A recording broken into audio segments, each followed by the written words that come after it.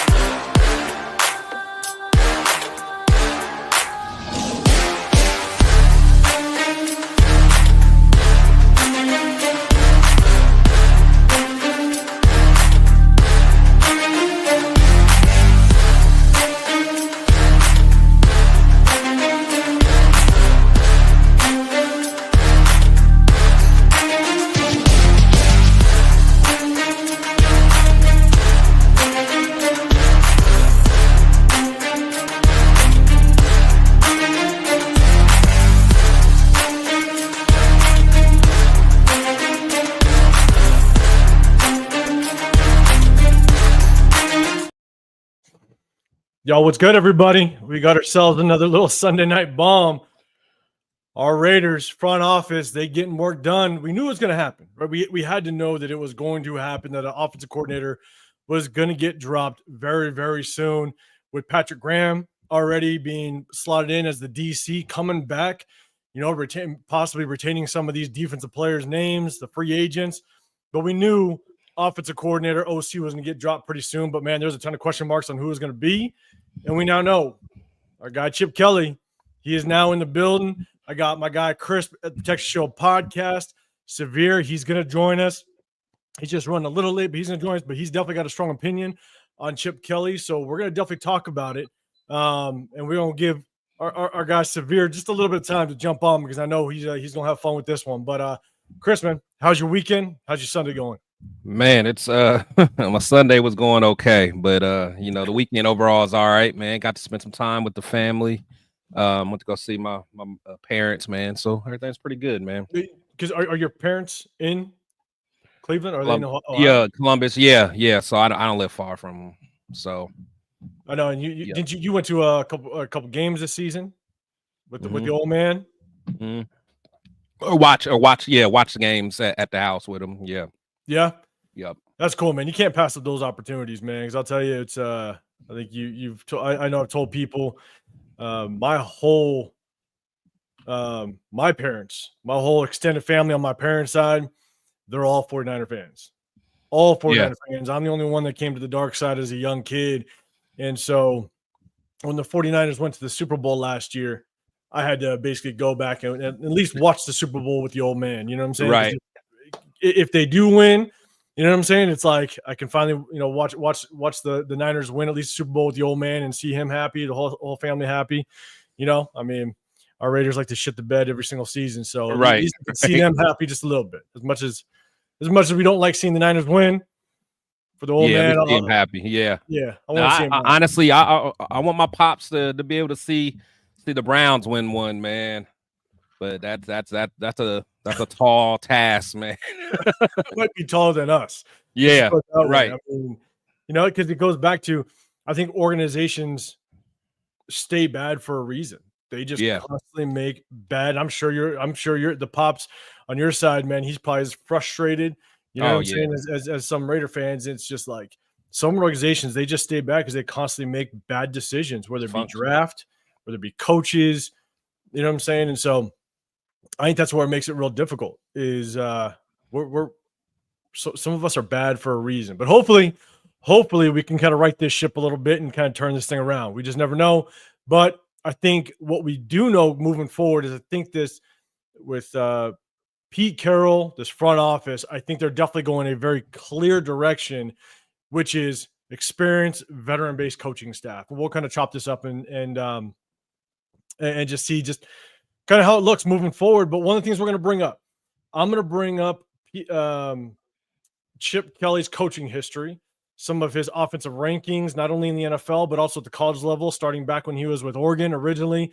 I pulled up some really good information that just kind of shows his offensive rankings with Oregon, his offensive rankings with the Eagles, with UCLA. And I don't know if it shows off Ohio State, but we all know he did some work with Ohio State. But at the same time, there's also concerns with offensive play callers when you have nothing but studs. Sometimes how does that translate, to the next level? But he does have experience, but we're definitely going to break that side down, bring up that information. We're also going to take a look at his record with the Eagles in the NFL. We're going to take a look at some of the rosters that he had as with the Eagles, because when we take a look at the rosters, we might be able to get a sense of what type of talent he wants to see on his offense. Because I believe he was with the Eagles for about 4 years. He ran that offense. He had some drafts to be able to acquire some players that would fit his offensive system. So we'll take a look at that and see what can we get a little bit of a read as to what kind of talent he would like at the NFL level. And so, but I'm gonna definitely hit the chat here in just a second. But man, guys, if you guys are out there and you guys are watching, we appreciate you pulling up. Make sure you hit that like button, subscribe. Hit up my guy, Chris at the Protected Show podcast. Make sure you guys go over there. Or if you're over there, just make sure after we're done, come hit me up. I'm 805 Raider. My channel is Real Talk Raider Nation. Hit that like button, subscribe wherever you're at. And then also our guy Severe is going to join us here very shortly. But hitting up the chat. Genslinger, what's happening, man? I appreciate you. I was kind of going back with him a little bit earlier when the news dropped, but man, I appreciate you. You and the 702, we linked up a couple times, for the open practice, man. Good people, man. But I appreciate you showing up. Sacktown, Raider Mike in the building. What's happening? Manny Dunlap in the building. Raider Nation for life, absolutely. What's happening? iPanda in the building. LS, appreciate you pulling up. Always good seeing you, man. Hopefully this news didn't get you back in that gym like you were saying last Tuesday. So hey, if it is, I don't blame him. I don't blame him. I might start doing that. Chris giving you a little sneak peek on what his feelings are right now. P Ring, what's happening, man? Appreciate you pulling up. Raymond in building as well. Let's see, Luis Hernandez, man. I was able to link up with him and see him at one of the tailgates, man. Good seeing you, Luis. What's going on, man? Dre, for sure. Good seeing you, man. Space Beast. What's happening, man? Severely late. he's trying to get over here. He's rushing. Mark in the building as well. Appreciate you pulling up. 831 Raider. What's happening? We're gonna get into this. Let me make sure. Cool Kev. What's up, man? Appreciate you pulling up. Raider Hawaii. Dylan Gabriel. We might talk some quarterback. NJG, what's happening, man? Appreciate you pulling up. Let's see. Armando in the building as well. Always good. Aladdin, what's happening? Let's see, man. Everybody pulling up. Appreciate you guys. Deep in here today. Salute. Yeah, Mr. Marty Mart. Hit the like button, everybody. Hit the like button. Only takes a second. Absolutely, man. Let's see. Just want to make sure. I think I might have said what's up to Armando, but I'll do it again. What's happening? Justin Brown, what's good? Let's see. Sean Johnson, man. You always in here too, man. Always good, man. Appreciate it. Let's go. Salute guys. Chip Kelly was lured to Vegas with the deal averaging $6 million per year. Yeah. You know what I'm saying? Like, we're going to talk about, I think one of the things is that, look, there wasn't a lot of big names willing to come over here, or a lot of people, like we're interviewing Bo Hardigree. Why the hell were we interviewing Bo Hardigree? You know what I'm saying? Or at least there was links to us potentially talking to Bo Hardigree.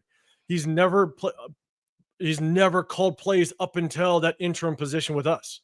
Right. Never has. And then even after that, never even got an OC job after that. He was the quarterback coach for the Titans. And so, look, this position, because of our quarterback situation and just kind of the history with us in the recent, wasn't the most attractive spot. And I think that goes to show with the names that we were looking to interview. So you probably had to throw some money at Chip Kelly to bring him to the building. So not surprised, but appreciate you pulling up, man. Kevin Lurker in the building. Scott, what's happening? Appreciate you. Alzado, what's happening? Appreciate you pulling up. Raider Allegiance as well. What's good? Let's go. Cleveland P, what's happening? Man, a lot of people pulling on Shield 60.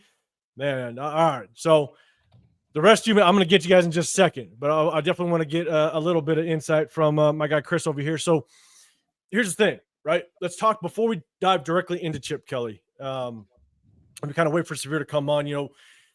Let's talk real quick about just the attractiveness of this job, right?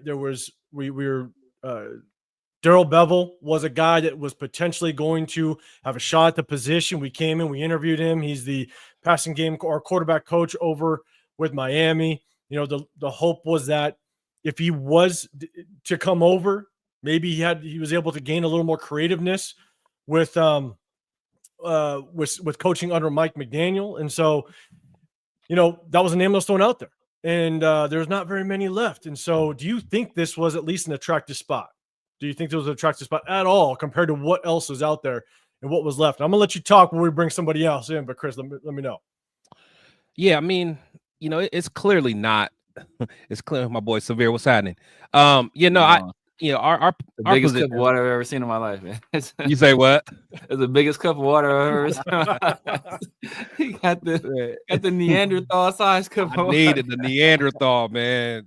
I need it.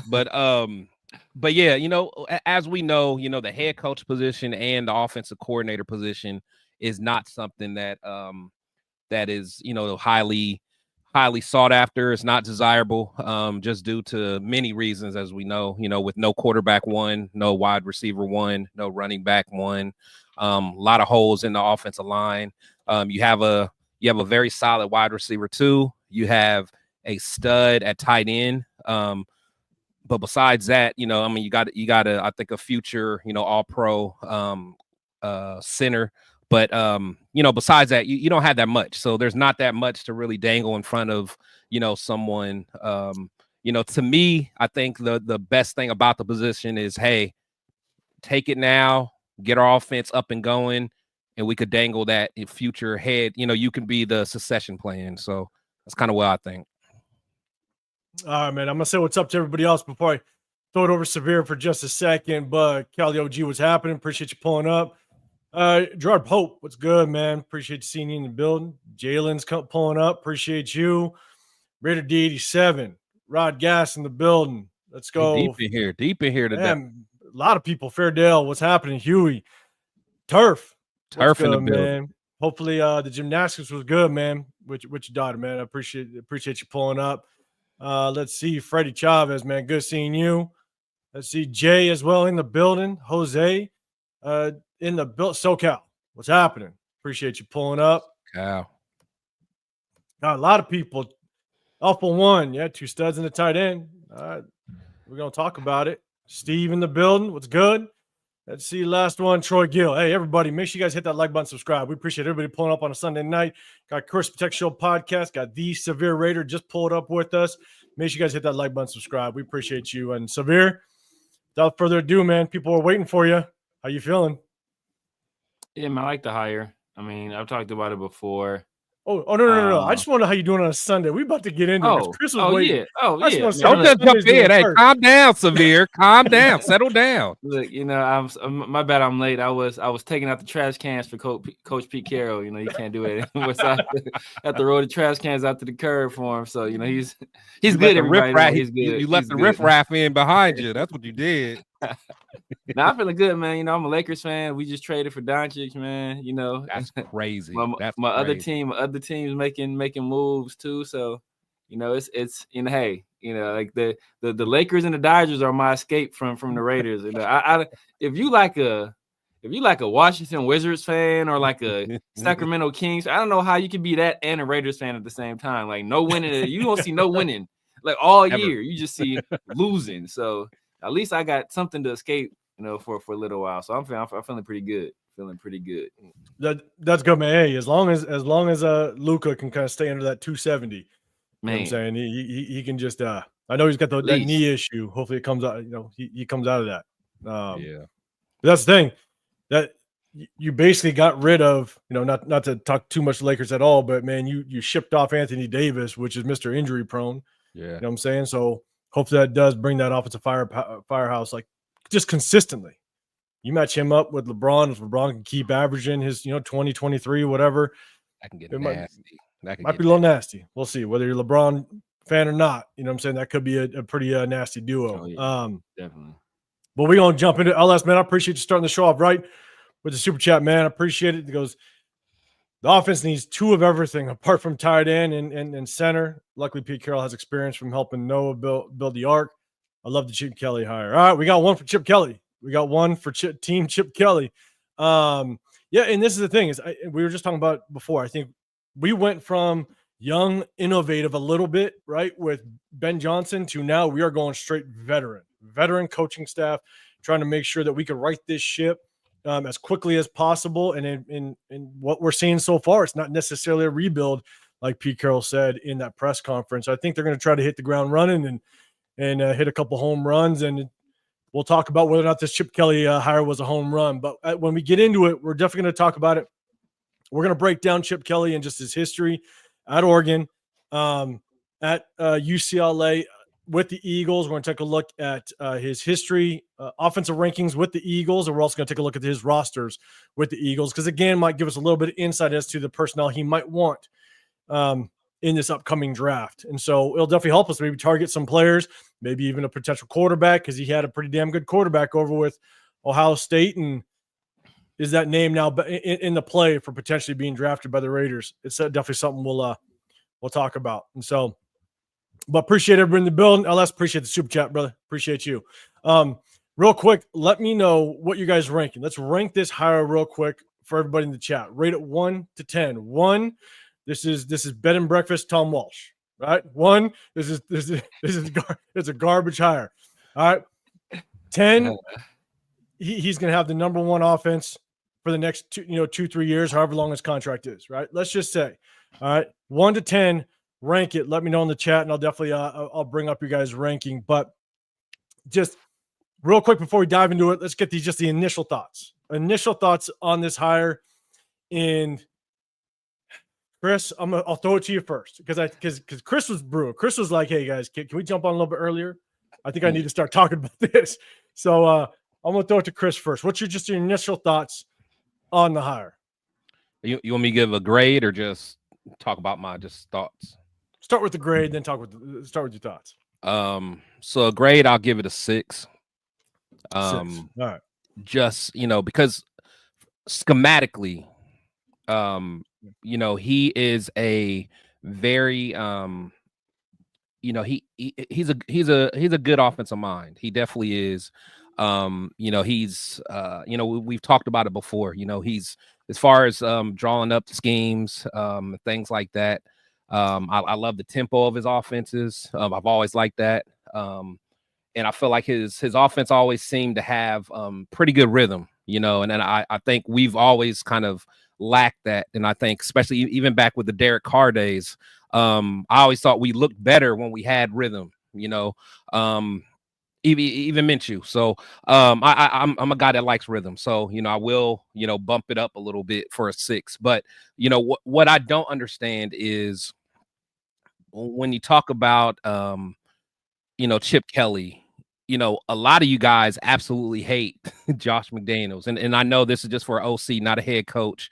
But this guy, I mean, the way that he connects with his players, I mean, it's worse than Josh McDaniels. It's absolutely worse. He does not, especially men, as far as like now, when you talk about in college, and actually I'll let Severe kind of talk about just the college just because he was with his team for a while. But when you're dealing with men, it's a lot different. Now you can kind of get away with some of the college stuff with these kids because they're on scholarship. They're just trying to get to the league. They're going to do whatever you say. They're not going to do any pushback. It might get a little different now with NIL, but holistically, the college scene is a lot different because you're dealing with a different type of individual. That they think everything differently than a man. You listen to some of those stories about those guys that were in the locker room with Chip Kelly. You really never hear anything good. I mean, and again, with Josh McDaniels, the second time around, I was willing to give him a try because I'm like, hey, he's going to get better. He's going to learn from his mistakes. And that was the reason, I wanted to give him. But I can't go through this again because there is nothing that tells me that he's going to be able to connect with his players because he is who he is. Yeah, he did well with Ohio State last year, had help of I forgot the other guy that was over there at Ohio State that was kind of helping him. But I'm not buying it. I'm just not buying it. Just the things, like the Michael Vick, Deshaun Jackson, Shady, Jason Peters. I mean, the list goes on about guys who just did not like him. He does not know how to deal with star players. And I'm not excited for it, man. I could see things going bad. And plus he he has short stints everywhere he goes for the most part. I mean, I think he's had 5 jobs. Average tenure with a team is 3 years. Like we always talk about stability. We talk about succession plan. I mean, we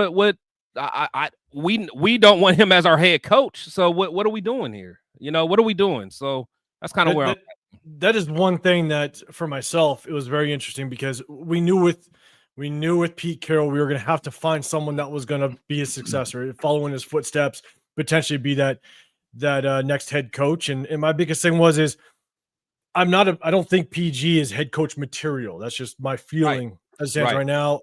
Chip Kelly has proven that he is potentially not head coach material. People can change their ways. People can learn from their mistakes. I understand that. But on the initial reaction, not sure if he is the guy. And so I think we definitely took the turn to where we're going veteran. We're going guys that have done it before, guys that can walk in and kind of gain the respect of the locker room a little bit because they've been there. But yeah, when it comes to successor, I just don't see it in the building right now. So we might still be looking for it next year, maybe the year after that. So that definitely is tough. And looking through everybody with the rankings, it looks like it's probably averaging out at about 7.5, 8. Yes, that's kind of. It looks like what the average ranking is. Sacktown Raider. Mike, you got real specific. I like it. Real specific. You know what I'm saying? And that was one of the things is, Scott, hey, I appreciate you pulling up. 8 given what was available. And we just kind of talked about it. That's the tough part is we just don't know how that there wasn't a lot of big names. You know, it was almost as if the Raiders had to go that route to get somebody that could have experience and get the ball rolling very quickly with the lack of quarterback in situation. And so also, in addition to that, what's really difficult is we do have concerns with his leadership, the way he reacts to players. Let's just hope, and I'm just throwing it out there, let's hope Pete Carroll can put that in check. Hopefully he can kind of monitor that, and Chip Kelly has enough. He's humble enough to be able to sit back and go, that's where I made the mistake in the past. Pete Carroll, let me learn from you a little bit in just the way you've been able to be a player's coach. Let's put it that way. So, Zabir, I'm going to throw it to you. Genslinger, brother, I appreciate you. Don't worry about Kelly and player interaction. Chip knows the alpha dog in the building is Pete, and Carroll is 100 a player's coach. Yes, and kind of what I just touched on. Hopefully, he can kind of keep that in check a little bit, and Chip Kelly can just call plays and make it work on that side of the ball. And so, but man, Jen, I appreciate you. Okay, just for that, people keep saying that's like a constant theme of what I'm hearing. Is like, hey, Chris, don't worry about it because you don't have to worry about his player interaction because all he's going to be doing is doing plays. Like people don't realize these coordinators and these position coaches spend more time with the players than the actual head coach does. Like they have more of an intimate relationship than the head coach because they're spending, a lot of time with these guys. The head coach is, the overseer of everything. But, our quarterbacks, our star players, they're spending a lot of time with these guys, with Chip Kelly. So we can't just say, oh, don't worry about the player interaction and the player, relationship. I mean, we kind of have to because it's not like he's just coming in on Sunday mornings to call plays and then going home and not seeing them no more. So I'll say one thing, and I'll throw it to you. Definitely want to get you into. The only thing I'll say is I think the responsibility as a head coach, obviously Pete Carroll, there's so many different facets to it, right? One of the things that players didn't like about Chip Kelly was I think it was LaShawn McCoy that was saying it, was that he was basically monitoring his sleep, stuff like that. He was like, wait a second, I'm a professional. Why are you doing that, right? Players cut their hair, cut their dreads to look more presentable. And that's the thing is like, as a head coach, there's so many things outside of just player personnel that you have to monitor, that you have to be in charge of, right? There's so many different facets to this game and the facility and making sure that players are going to show up on time, making sure players are where they're supposed to be. You're basically the umbrella, like you're overseeing everything. Right. To where hopefully the OC can really, if he takes a step back and doesn't have to worry about those type of things, and you're not in the hair of these players in every aspect in that building, and you just can hone in on that portion, maybe that allow him to dial back a little bit. I'm just saying what if, but maybe that'll be his ability to dial back and not have to worry about all those other nuances that a head coach has to worry about. That's my hope. But I said enough, and Severe was waiting very patiently. I see him kind of itching to talk a little bit, but man, all right, Severe, let's hear it. I was letting my guy Chris get off, man. I know he had to like get off his chest, man. So I was like, my God, he been stewing for a minute, man. So I know how you now. I know how you felt when we hired old man Pete. Now Pete? I get it. I get it. Even though you gave Pete a 5, at least I gave my man a 6, man. No, the thing about, and Chris has valid concerns, right? Like all his concerns are valid, especially considering we saw what happened with Chip Kelly his first time in the NFL in terms of player interaction. So I'm giving this a grade. First, let me start there. I'm giving it an 8.5, right? I think that in terms of, I've said it before, in terms of play calling, knowing how to utilize tempo, how to speed up, how to slow down, his scheming in a run game. Look, we will be able to run the football. Like we will be able to run the football. Like that is without question. We're going to have a run game. And he's gotten the best out of every quarterback he's pretty much been around for the most part.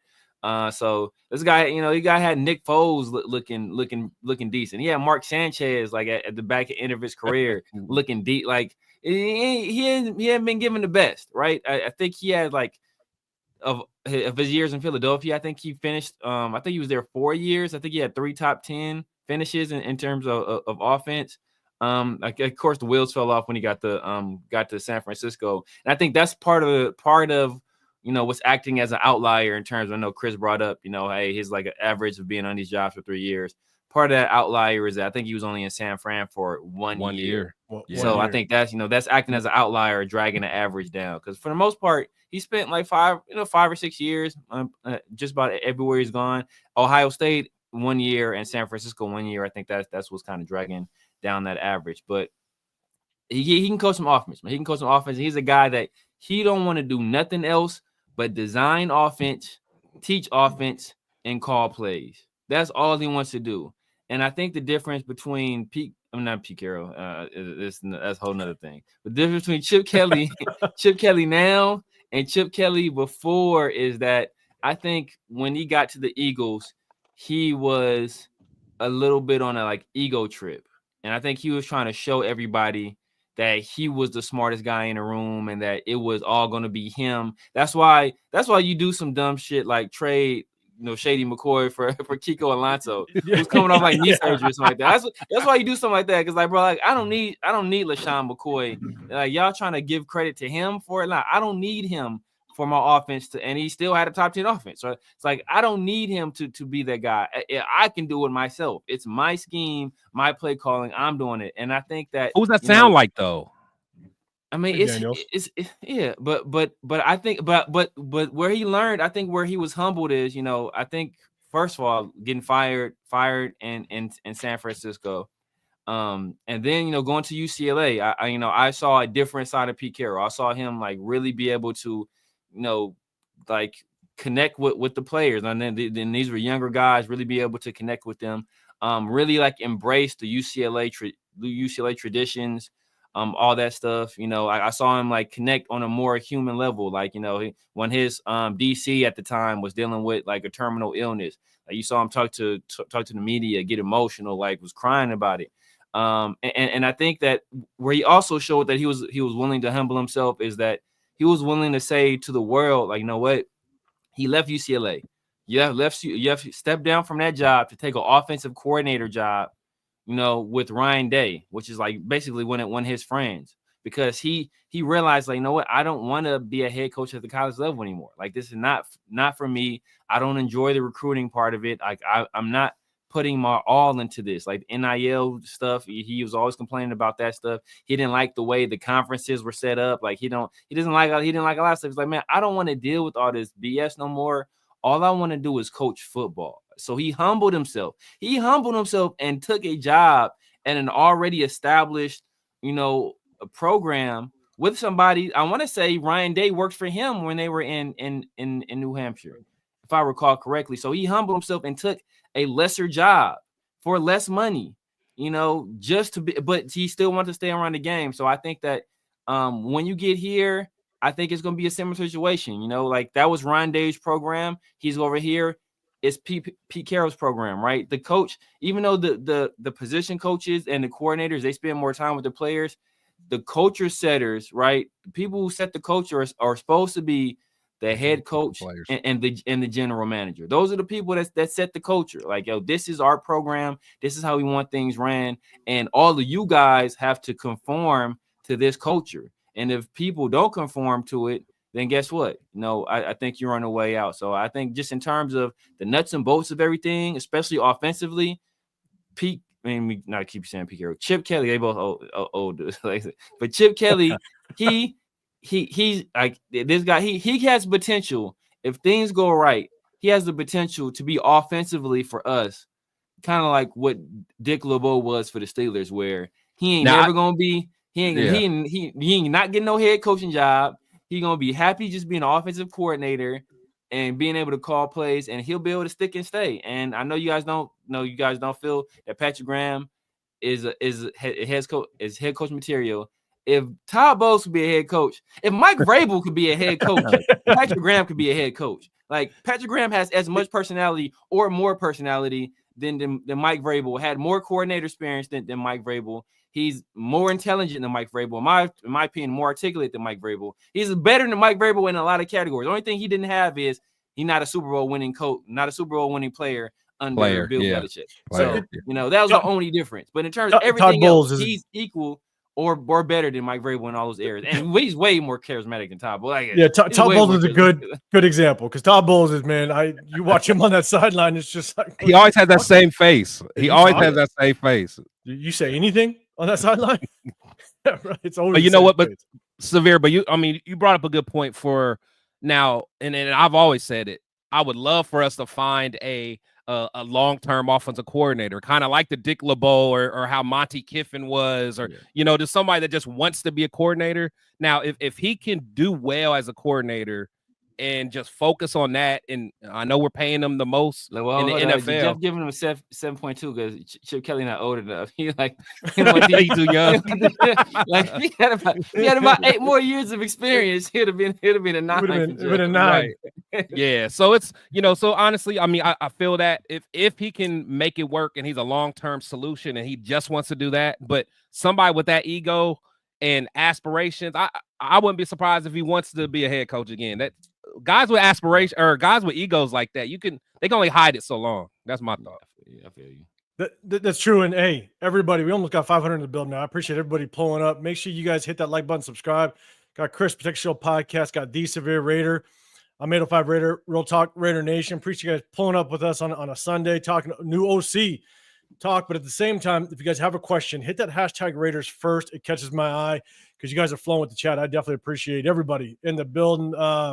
Definitely got to say what's up to Billy Davis. What's up, man? Appreciate you coming through. Always good seeing you in the building. But everybody else, I appreciate you pulling up on the Sunday night. We're going to go through Chip Kelly's history, some of his offensive stats. We're going to go through some of his just his record with the Eagles and some of his rosters. But before we do that, and I think this is one thing to just point out, right? The hope is that after his stint with the Eagles and then his stint with the 49ers, hopefully him going back to college, right? Going to UCLA, hopefully that did humble him. You know what I'm saying? When you come off of the Oregon team that he had, where they were basically national championship in the talks of national championship damn near every single year. That was back with, I think he had Mariota back in the day. I think, wasn't he with Herbert as well back then? He didn't have Herbert yet. Yeah, Jeremiah Masoli. Dennis Dixon. Was that the Dennis Dixon? Yeah, I think he had Dennis Dixon. I like Dennis Dixon. He did have Dennis Dixon. I did too. There's another dude, another mobile quarterback he had too. I think he actually quit college football. I don't think he made it to the league though. But yeah, he's made nothing out of something with a lot of these. Like Marcus Mariota was a 3-star recruit. He wasn't no highly recruited guy, and Chip Kelly turned him into the 2nd overall pick in the NFL draft. Well, here's the thing: is he came into the league with the Eagles, right? Basically, and Joey Harrington. Joey Harrington. Yeah. I liked him. He comes in from Oregon basically being the national championship talk every single year he's at Oregon. And so he came in probably with a little bit of a hot head, right? He was the hot name. He's going to go to Eagles. He kind of turned that thing around very, very quickly. We're going to go through the record with the Eagles. Obviously, things kind of fell apart a little bit, and his offense was rolling pretty good with the Eagles early. And look, he probably just had an eagle on him. And so the hope is that him with the Eagles and that really bad stint with the Niners humbled his ass a little bit. You go down to college, you kind of simmer yourself down and potentially learn from your mistakes. And you know, being able to be at UCLA and then, severe to your point, kind of that taking that step down and going to Ohio State and being that offensive coordinator, hopefully him now having another chance. I could see maybe his aspirations are to be another head coach one day in the NFL. And if he is, you bet your ass he better learn from his mistakes with the Eagles and 49ers. So let's just hope that potentially can happen. And it's a long enough stint to where he can take that time to kind of learn from his mistakes if he does it. Because I know Severe, we were going on a couple of weeks ago talking about offensive coordinators, and you mentioned Bill O'Brien, stuff like that. And I said, look, like, the one thing, I'm all about second chances, but the one thing that I like about giving someone a second chance is if they've had enough time away to kind of reflect on what they've done, kind of go to a couple other stages to be able to sit back and go, okay, where did I go wrong? How do I learn from it? And how will I do it differently? And sometimes that takes more than just 4 or 5 years to make it happen. So I think he's been away long enough to where hopefully, yeah, that was a little bit of a humbling experience with him and the Eagles, and you learn from it. 805. I want you to ask Severe, my friend Severe, what is Chip Kelly's grade going to be if he pounds the table and brings Justin Fields over as our quarterback? Ooh. I'm not going to ask him, so I'm gonna have you ask him. There's people in the chat already talking about it. Severe acting cool now. Severe gonna have his first drink when that's announced. Severe, I have a question for you. If Chip Kelly comes in and we all of a sudden get a signing of our guy Justin Fields, how would you feel about that? Just asking for a friend. There are snipers on site for that. So let's say there are snipers on site for the. But the word is Justin Fields. That's the word. They hear the word Justin Fields. They know on site. Eliminate the target. Eliminate the target. So, but Chip has no experience. He has no ties to Justin Fields at all. So hopefully, he doesn't make that mistake. Hopefully he does not. I can see that happening. Out his mouth. I can see that happening. I can see Pete and Chip. Like, man, it's a high character kid, and he comes from a great program. And like, bro, if you do some nonsense like that, bro, look, like, what's the grade, Severe? What's the grade? It's dropping down to it's like a 4, 3.5. We bring in Justin Fields, man. That'll be a tough one. That'll be tough because Severe. I'm not a big Justin Fields fan either, so that would be a tough one. But we'll see how it works out. John, appreciate you pulling up, man. He says, "Does McMillan fit Chip Kelly's offensive scheme?" Are you saying Teteroa McMillan? That's what I'm guessing you're talking about. You're the receiver. I mean, we look at his personnel when he was at the Eagles. He did bring in, and I'm saying he's the same guy, but Riley Cooper from Florida. Riley Cooper was a pretty big receiver out of Florida. I'm not saying they're the same type, but he definitely went after his receivers when he was with the Eagles. And so I don't know. We'll see. But man, I think that Teteroa McMillan could fit in anybody's system. I think he's a bad man. So I agree with that. Myra G in the building. What's happening? I appreciate you pulling up. I think I see one down here. Myra G, what's good? I appreciate the super chat. This is Chris. I just DoorDashed you some fried chicken. Bone-in only. The Myra G, man. Just waiting for it. Just waiting for the boneless wing comment. I love it. Super, I appreciate you pulling up, and I think man, I think you're saying a 3 if he brings in Justin Fields. I'm guess that's what you're thinking. But hey, if you guys are in the building, make sure you guys go over to Any Raider Boosters. They got a channel. Go hit him up. I saw a rundown in the building. Appreciate you pulling up, man. Go hit a Raider rundown. Turf, he was here earlier. I think you might be still in the building. Ultimate Raider Fan 32. Go hit him up as well, man. Always hitting you guys with content. Good little Raider community we got going on. Okay. So I think there was one Daniel Kim said, what veteran in college QB, no Howard, would work in his scheme? Severe, I'll throw it to you first. What quarterback, we'll go veteran first, and then college you think would work in his scheme? Veteran, ironically, Gino would be great in this. Game. Gino will be like, I think we'd have to trade for him. Gino will work well in this game. Marcus Mariota, he's a free agent, but it's not I don't want to revisit that. I think he'd work well in this game. I'm trying to think with some other guys that are the crop of free agent quarterbacks is pretty nasty. So I don't. It's not a lot of guys out there that I would want. Period. Like this scheme or not, like that I would want. But guy that will be great in this scheme in terms of draft quarterbacks. I've been talking about this guy for a while, and everybody's kind of hip to him. Now he's the hot name now. When I was talking about him, didn't nobody want him, but Jackson Dart. Jackson Dart is a guy that will fit this scheme great. And he ran like a kind of up tempo offense, in college with Lane, spread the ball around, and then this added element of the run game as well. He's mobile enough. I think he has a strong enough arm. I think he has enough, bravado and to him where, if Chip is yelling at him, he's not going to be a situation where he like Derek Carr wouldn't work under Chip. Like Derek Carr would he'd be curled up in the ball somewhere. Like he'd be at church. he'd leave practice to go to church. Like go to confessional and talk. Tell him how Chip Kelly's being mean to him. Like he couldn't survive. Like a fragile ego is not going to do well with Chip Kelly. Because Chip Kelly, that's true. He's very demanding, and his practices, like players will tell you straight up, like his practices are harder than the games. It's like nonstop, like quick tempo, and that's why his teams were usually so good and usually so well conditioned. That's why you remember, like that's when they start have to do that nonsense in college where like teams with like fake injuries, to slow it down. Yeah, that was because of the tempo, and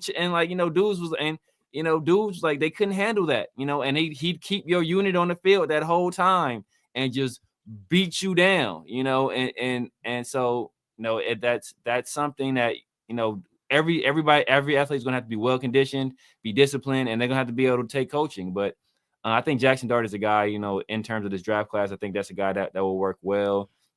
So I think some of the other guys, ironically, Dylan Gabriel. I think he can make Dylan Gabriel work. I'm not a fan of Dylan Gabriel. I think if you're that small, and I think he's listed at 5'11", Dylan Gabriel's not. He ain't nowhere in the world. Dylan Gabriel's 5'11". Dude's like 5'9", with with like cleats on. He's 5'9". So like cleats on, walking on concrete. That's what exactly. So he's not. And when you're that small, you have to have some kind of elite trait, whether it be elite arm strength, like speed, athleticism. Like something. He has nothing that's elite about him. He's technically sound, and he's pretty accurate. So, but I think he can work in this system. Jeremiah Masoli is a guy that wasn't like super physically gifted, but Chip Kelly was able to make it work with him. Dennis Dixon, he was taller, but he wasn't super. He was athletic. He can run. He can run. Darren Thomas, that's the other guy he had before Mariota. He wasn't super good, but he was able to win games with him as well. So Chip Kelly can manufacture some points in his system. It's just that if we want a guy that's going to take us to the next level, then we need a guy that can with some like real talent, and that's why I think Jackson Dart is a guy that will be perfect. Yeah, a lot of people are targeting Jackson Dart potentially in the second, but I think with all the talks, he's gonna creep his way probably into the first some way, somehow. Maybe it's later in the rounds, or teams will take their shots at quarterbacks. You know what I'm saying? And so who knows how long he'll last, even in the first round. But when it comes to veterans, don't be surprised. I mean, if we're trying to win now, if we're trying to win immediately, and we try to get a veteran in, like Severe, you're saying Gino potentially. I don't know enough about Chip Kelly's system. Severe, you're a UCLA guy, so you do know. You've seen Chip Kelly. Do you think the Russell Wilson talks will start? Not really, to be honest with you, because I don't want to say Russell Wilson is not a fit, but there are better fits than Russell Wilson. There are better fits than Russell Wilson. And like Chip likes to use the intermediate part of the field a lot. And that's not where Russell Wilson really likes to go with the football a lot. Chip Kelly, he prefers that Russell Wilson is a guy that wants to push the ball downfield. And that's part of the reason why him and Sean Payton didn't really met. And then actually, and he did pretty well with Sean Payton. That first year with Sean Payton. And he was winning games, but Sean Payton had issues with them in his fit in an offense. I think it'll be similar fits issues with Chip Kelly. I think he can do it, and I also think Chip Kelly can, modify his offense to fit a guy like Russell Wilson. But I think they prefer somebody younger at this point as well. So I last year I was good with Justin Fields. I mean, not Justin Fields. Oh my God! Oh, you almost said it. Oh man, almost. It's almost. recording. Y'all see a laser pointer. But last year I was good with Russ because it's that vet minimum, and also thought that if we get a good quarterback, we could have won. We could have really made some noise last year. Obviously, that turned out to not be the case. We needed a lot more than just that. So and the fact that he's going to cost a little bit more this year than he did last year, and I'm not, if I'm going to pay a guy, I'd rather just pay a guy that's our guy. So just I'd rather go the draft route. Yeah, and I think you definitely go draft route. I think a lot of these quarterbacks are going to have to sit a year or at least majority of the season to kind of get adapted to it. I am a fan of sitting a rookie. Brian Fisherman, you come in, you're saying DTR is going to end up here as a QB3. He's got the connections too. Chip Kelly, I actually liked DTR coming out of college as a late round potential pick, and so that might be an option. One question I have for Chris, and MG's yes. Riley Cooper had his comments. I'm with you. I'm with you. I hear you. I get you. But before we get Chris, I'm gonna throw it over to you because there's another question that everybody's talking about, and I know you kind of have more history on the college side with this next question. But you're saying Zach Wilson's one to watch. I'm gonna say it. I hope not. I hope Zach Wilson is not coming over here. Did not like him out of college. Everybody, he was basically a combine guy for the most part with his throws and all, off balance throws, all that stuff. I hope he doesn't come over here. But there's also a lot of questions. JNN, you're saying, would y'all want Howard in the second or third? So Chris, I know you're a Michigan guy. You also watch Ohio State a little closely because you want to beat up on Ohio State. What are your thoughts on Will Howard? Because obviously with the connection there, do you think this is someone that could translate over to the college level? And do you think it's someone that Chip Kelly might even potentially want to bring over? I'm not big on Will Howard. However, he impressed me when the lights turned on and the big games happened. And to me that says a lot. That says a lot. Winning big games and putting up a lot of big numbers.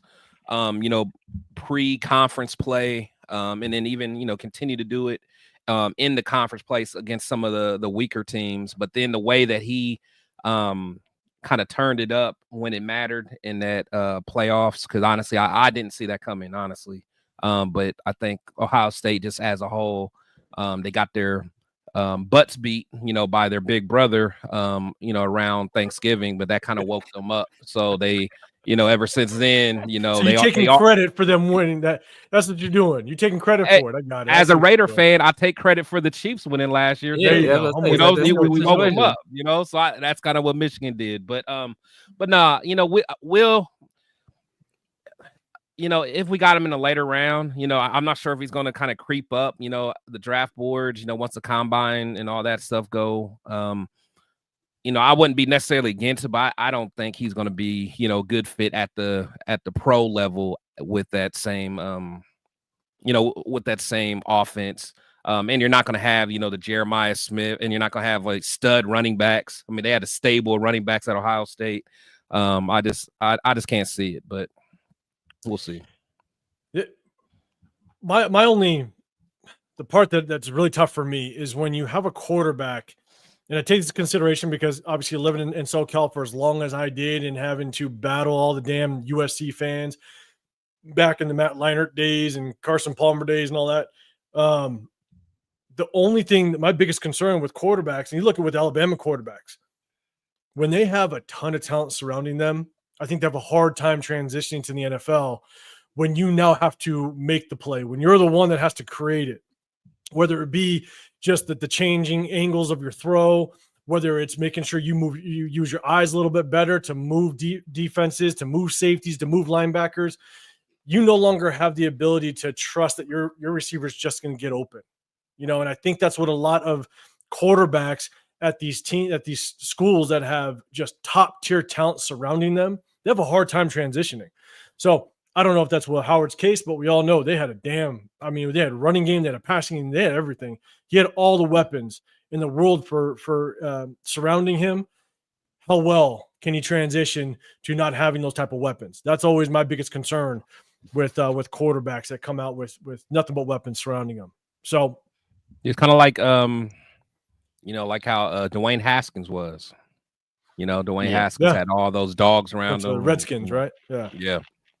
So Cardale Jones, Ohio State. Yeah, Cardale.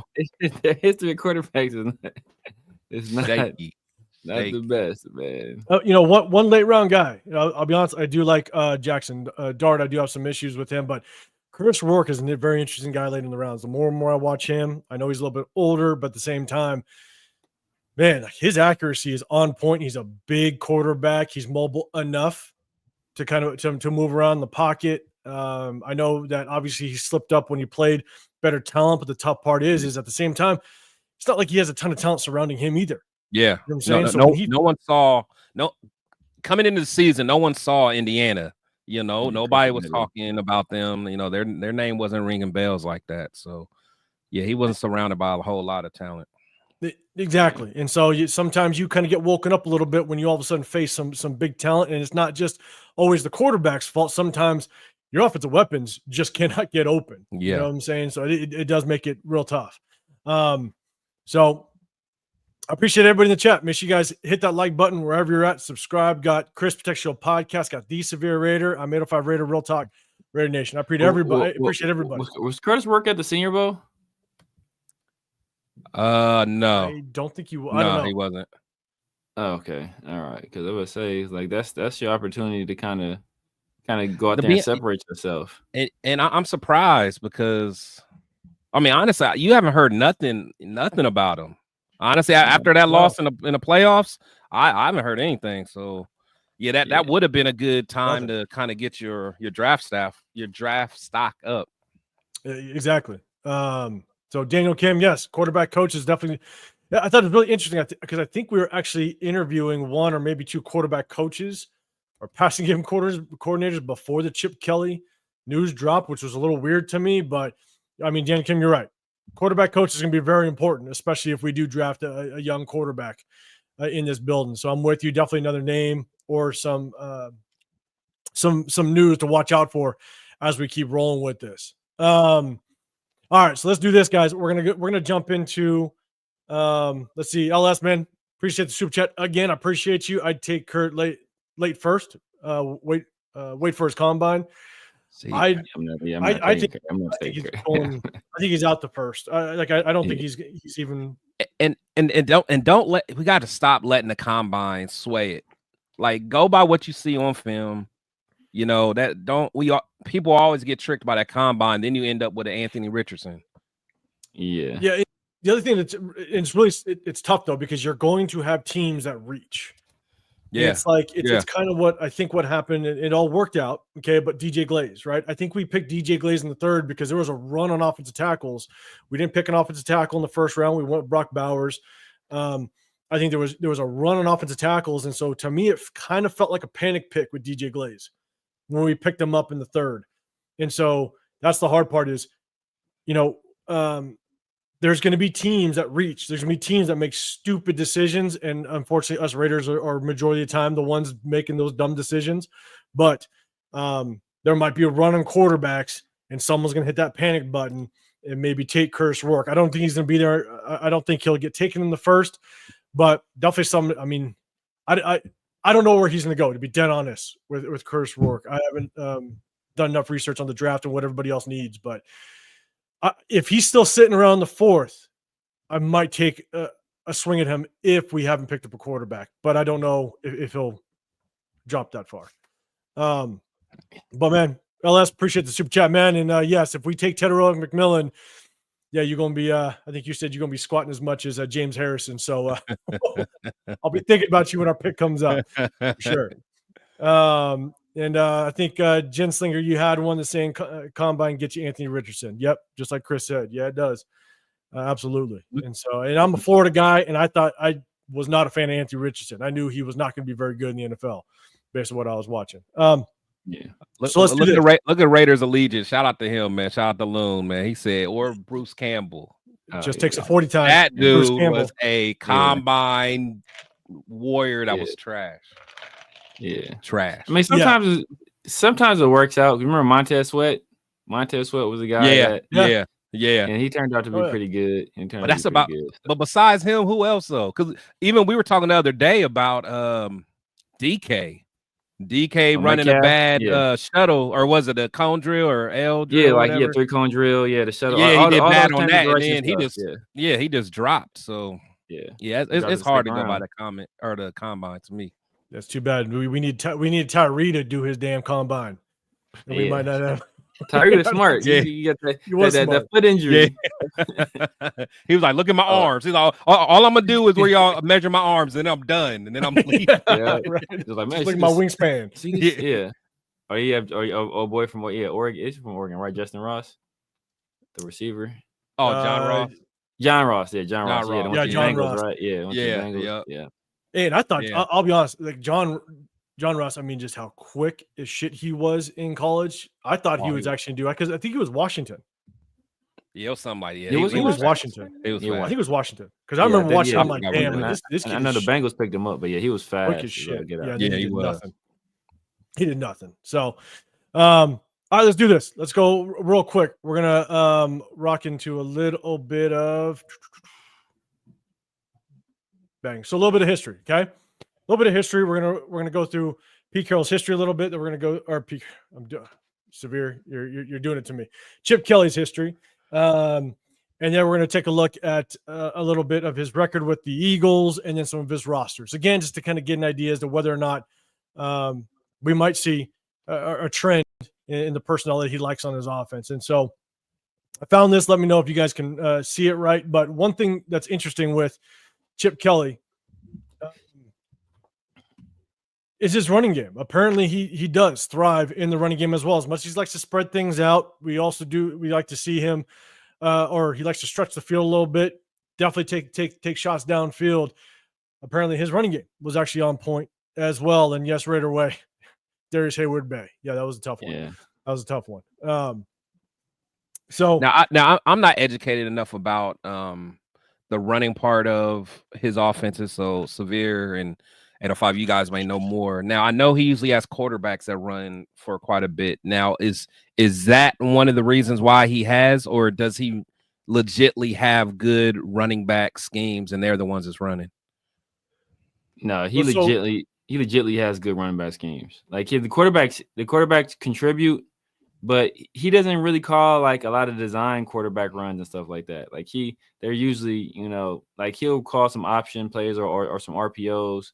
But he legit has good running backs, like good running schemes, like legit, like they're on point. So if you're looking at just in Oregon, right, from 2007 to 2012, yards per game was sixth in ranked sixth in the country at was it rushing yards per game? Yeah, that doesn't look right. 250, 251. No, that's right. That's right. That is right. That don't look right. That can't be right. Nah. Rushing yards per game? 315 in 2012. Who'd he have? Bo Jackson? Right.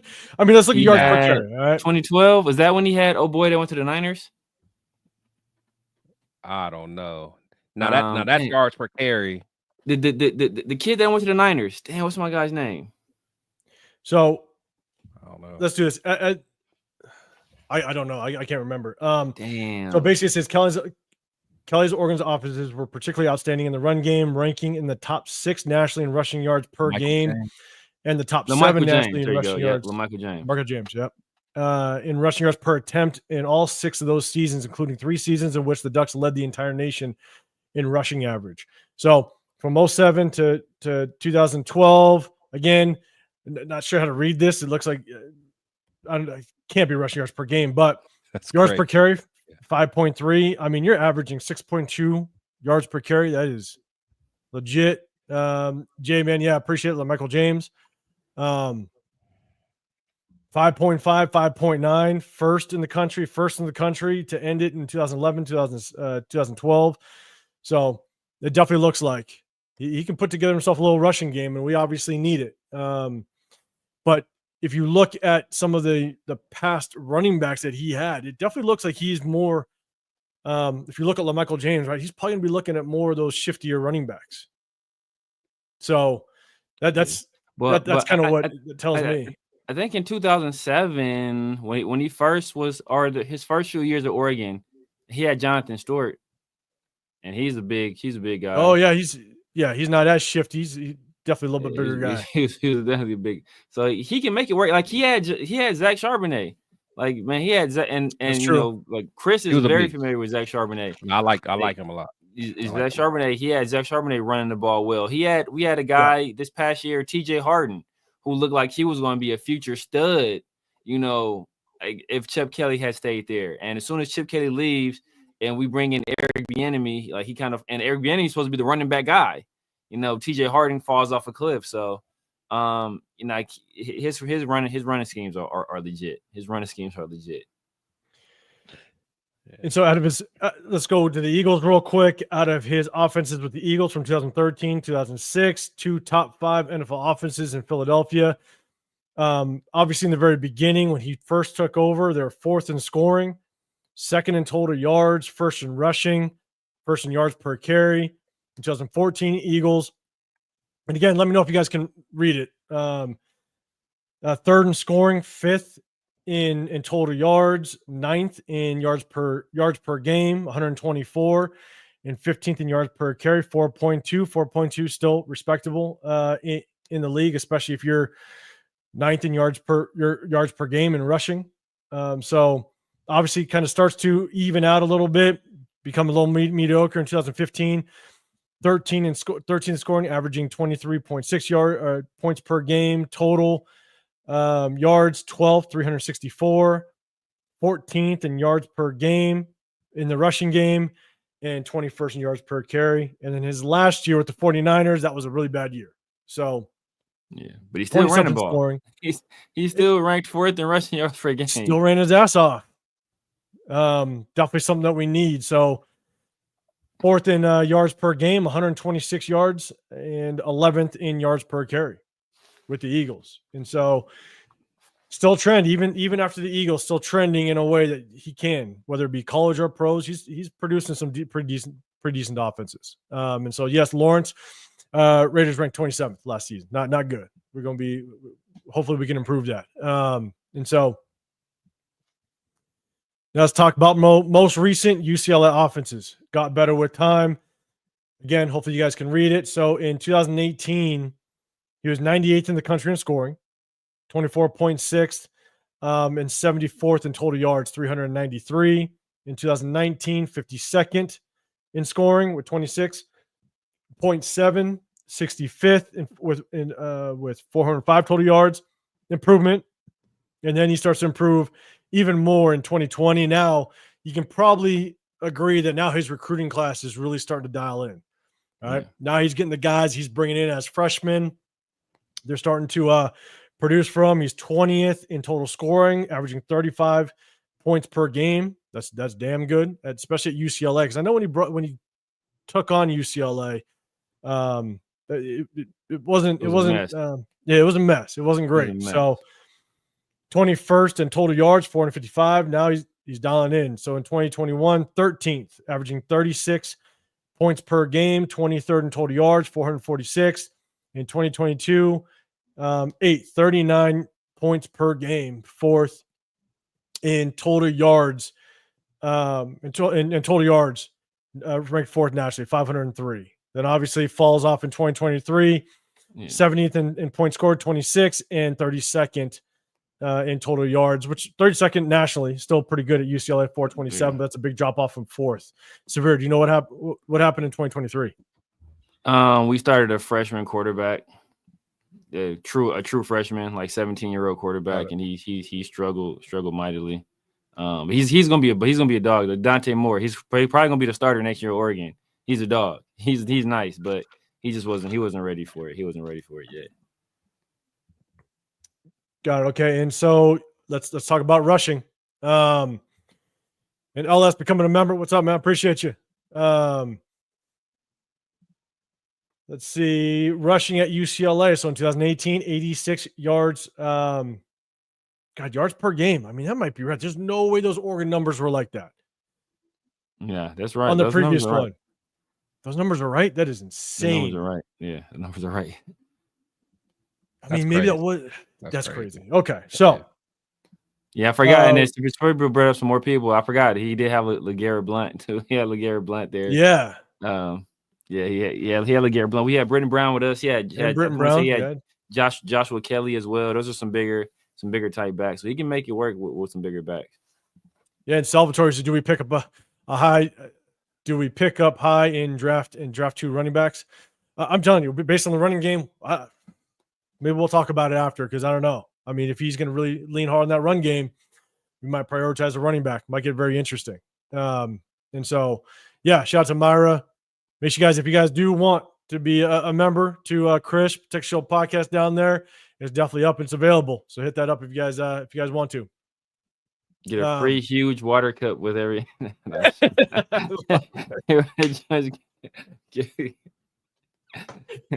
Just some of the perks. I love it.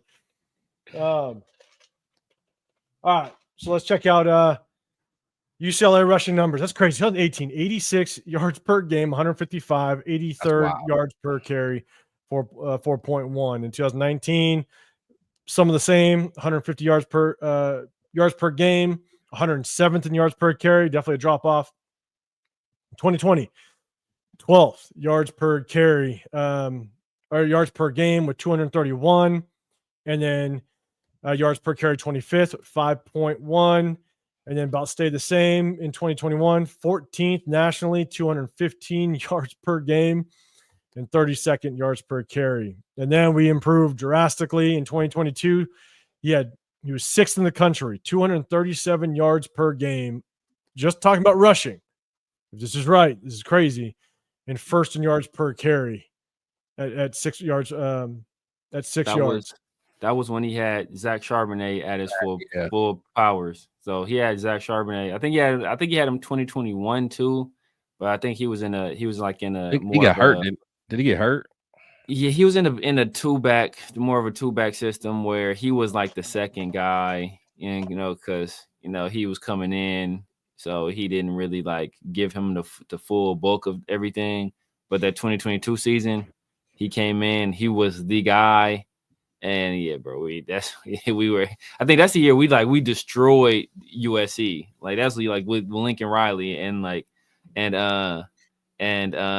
Caleb Williams there. We dropped like 60 on it, something wild like that, like something stupid. Like we beat the brakes off him. So, and then this last year, like I think 2023, his last year there, he had like Carson Steele and TJ Harden. So it wasn't quite the same level.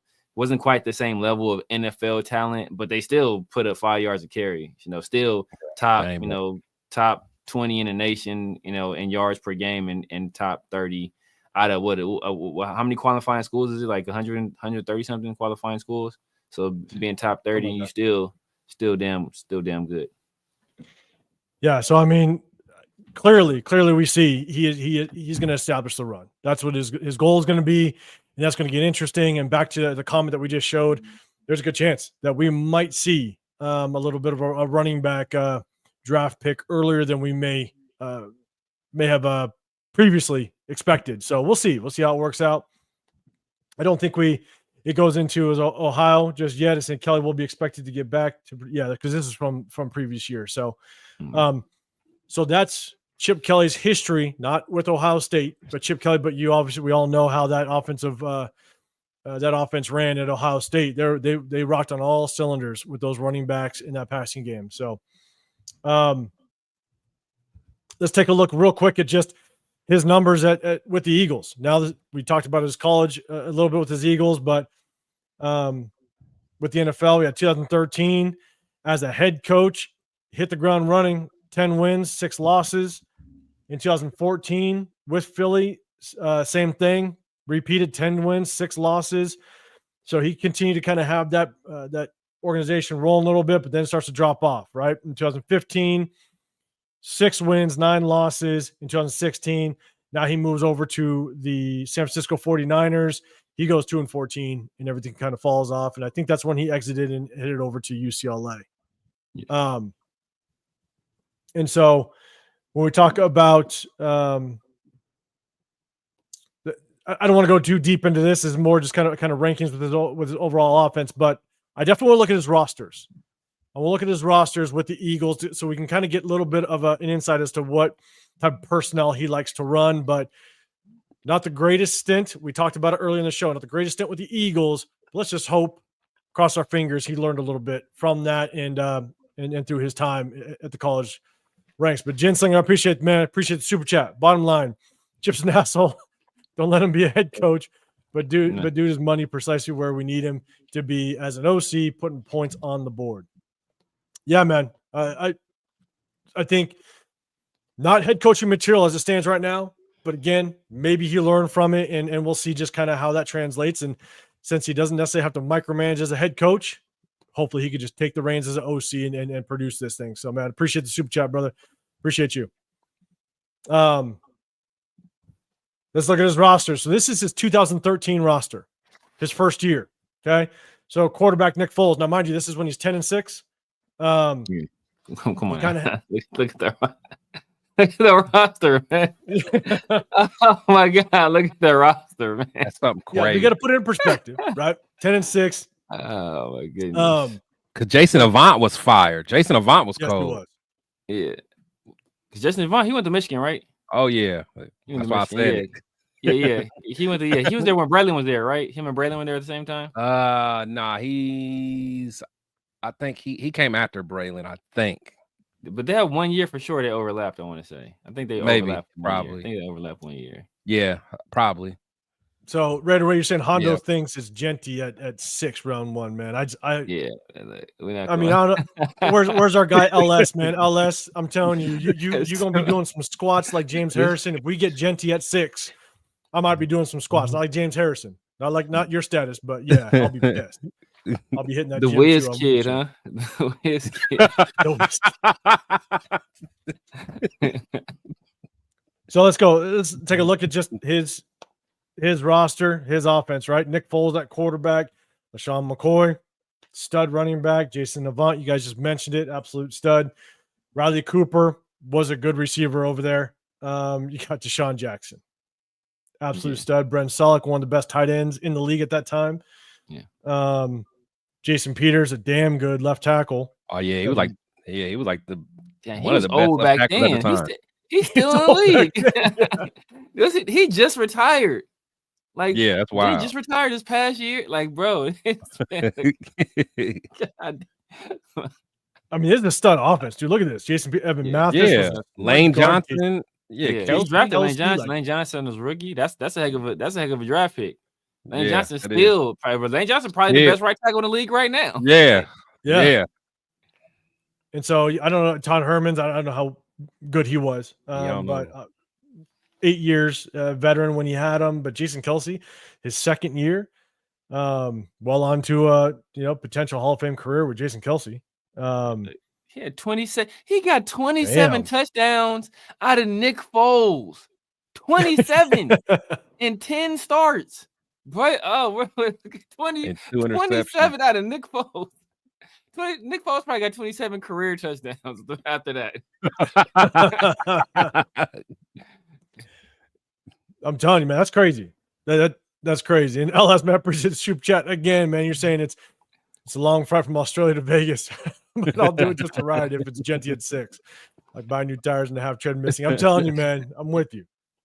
If we get Genty at 6, this running back class is just way too damn deep that you can't take a running back at 6. That's just that's and now with Chip ridiculous. Kelly, he's gonna be more of a one that's like, hey, let's get one of my guys at Ohio State. Man, you Travion. know. I mean, look, I've been saying Travion forever. Yeah, you have. You've been on him. That's something to go back. We're gonna take. No, Hey, you know what? I wouldn't mind Ibuka. I wouldn't mind Ibuka later on in the later on, but he gonna be a first not round at 6. Not at 6. I don't think he'll be a first rounder. I don't think. I think people are projecting him at a first round, like a late first round. Yeah, because I don't know. He might, but he's not that explosive. But he'll be a steady Eddie though. Yeah. All right, so this is his 2014 roster. Had Nick Foles again. Jordan Matthews. He came on the scene tough. Yeah, I forgot about him. He came on the scene tough. And this is a draft pick for him. So he's a draft pick for him. I don't remember what round, but Nick Foles at quarterback throwing for 13 touchdowns. Definitely drop off from that 27 the previous year. Definitely. Yeah. LaShawn McCoy still doing work. Damn, yeah, that rusher 13 and 10. Yeah, that was that's nasty. Riley Cooper getting 55 catches, 577 yards. Jeremy Maclin. Oh yeah, I remember Jeremy Maclin. I remember Jeremy Maclin. Yeah, that's what everybody wanted us to draft instead of Darius Rebay. Yeah, because it was him or Percy Harvin. I think they both came out that year, didn't they? Who? Percy Harvin. Now, was it? No, Percy. Wasn't it? Percy came out, I think, with it was Riley Cooper. Crabtree. It was Crabtree, I want to say. Oh yeah, Crabtree was a DHB year, but I think wasn't Percy and Macklin in the same class? I thought so. Maybe. I don't know. Percy was a bad man. Percy was dog.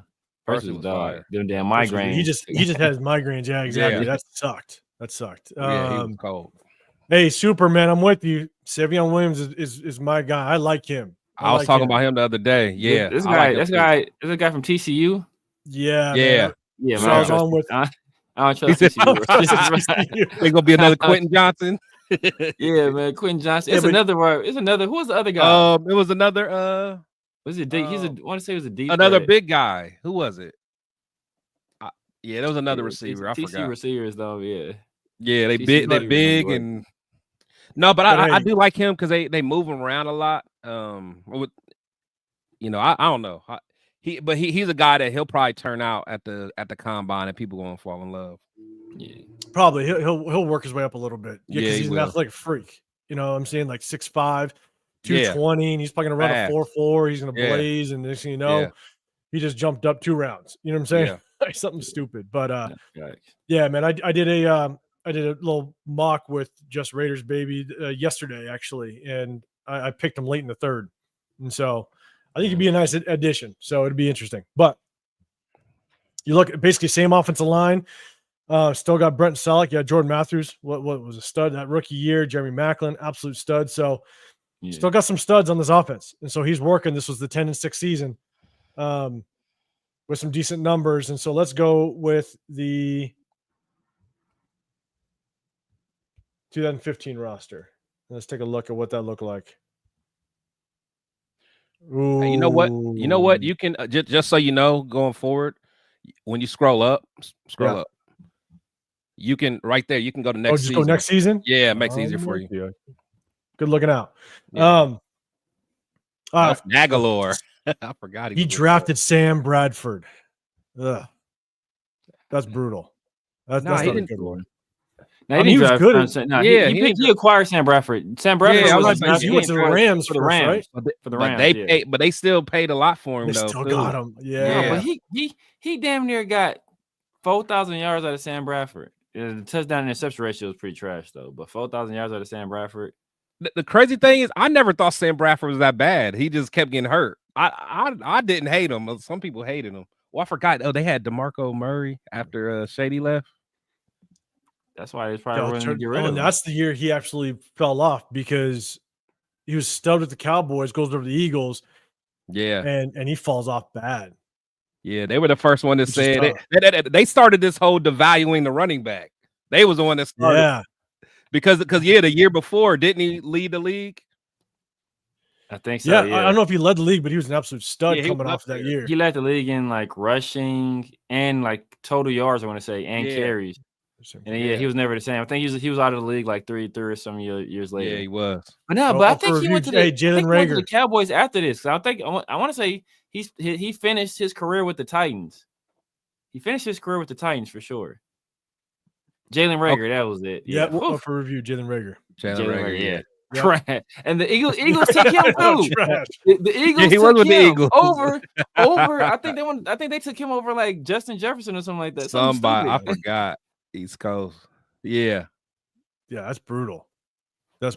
So yeah, so I mean that was the final year. Obviously, there's not a whole lot to look at with the Niners, so that was tough. That was just a tough season with the Niners. But same offensive line, stud tight end at the time. Only got 398. I mean, I can't remember that year what Brett Selleck was doing. I don't know if he got. Looked like he probably got hurt because it looks like he played 13 games. Yeah, 13 out of 16, but still that's not too bad. And what DeMarco Murray only started. He put up 702 yards, only started 8 games. That's still, bro. That's not. That is crazy. That's pretty good. I guess we'll give it to that. That's not too bad. Half season, yeah, I ain't mad at that. Jordan Matthews still putting up some numbers. I mean, I guess letting Matthew Stafford still throw for 3,700 yards is pretty damn good, especially with the trend of Chip Kelly really trying to work the running game. That's not too bad. So, all right. I mean, so that's his history. We kind of broke down what his trend was, his rankings through college, through the Eagles. You know, those are crazy numbers with the running games in college. Crazy numbers. And then just his records with the Eagles, and now we take a look at his rosters with the Eagles. And so we'll kind of jump back up to the big screen. And here's the thing: we'll kind of end it with this, and I think we kind of did a little bit of a ranking 1 to 10 earlier, and I think it averaged out at about an 8. After we kind of had this conversation and we kind of think about it, do you guys kind of stay put? Strong with your rankings. I think Chris, you were at a 6. At a 6, yeah. 6. Are you keeping the 6? Yeah, I am. So keeping solid with the 6. I like it. I like it. A bit. I ain't mad at him. Chris got the fresh cut. He like, I understand. I got the fresh cut today. I'm standing on it. Severe was going to try to change it. Yeah. No, I mean, but I will say, if it's a situation where he does somehow, some way do pretty well and can be solid and is okay with staying as an OC long term, we'll just make, because I even said, find somebody and pay him almost head coach type salary and just have him stay. Then we'll see, man. But it's a show and prove, man. Like, as long as no players want to punch him in the mouth, then I'm okay with it. Like, appreciate it. As long as they don't catch Brock Bowers at a country concert saying the N-word, we're gonna be good. As long as they don't catch Brock out here dropping N-bombs, like, we fine. We gonna be good. That's for sure. Damn Florida boys. That's what man. Just another DJ said Niners year was the cap taking these season. Got it. Yeah. Oh, Chip wasn't ready for that. Yeah. Got it. He was like, that's a tough. Like, happy to get fired. He's like, cool. I'm out. He's like, I'm going. Yeah, he was like, I can't he's like, I'm going back to college. Forget this shit. I'm going to college. Myra G, appreciate you throwing out all the links, man. I appreciate you, Myra G. And so, LS, man, you got a question. What's the highest you would draft Curtis Rourke? Honestly, depending on how quickly quarterbacks really fly off the draft, off the board, I mean, maybe I'd say, I don't know if he'll last this long, but four's where I'm at. Yeah, I think I'd take a shot at 4 if we didn't get a quarterback. That's where I'd be. Again, depends on kind of how the personnel flows off the board, but I'd probably I'd be at 4. Severe, you high on Rourke at all? I know I didn't really like work at all. Like as soon as you start playing good teams, you got exposed. Like I don't really. And people that I really don't. I never thought he was that accurate. People are like, oh, he's accurate. Like I never thought he was that accurate. He did. And for a guy that size, he doesn't really have like plus arm strength. He's like has a pretty like middling arm.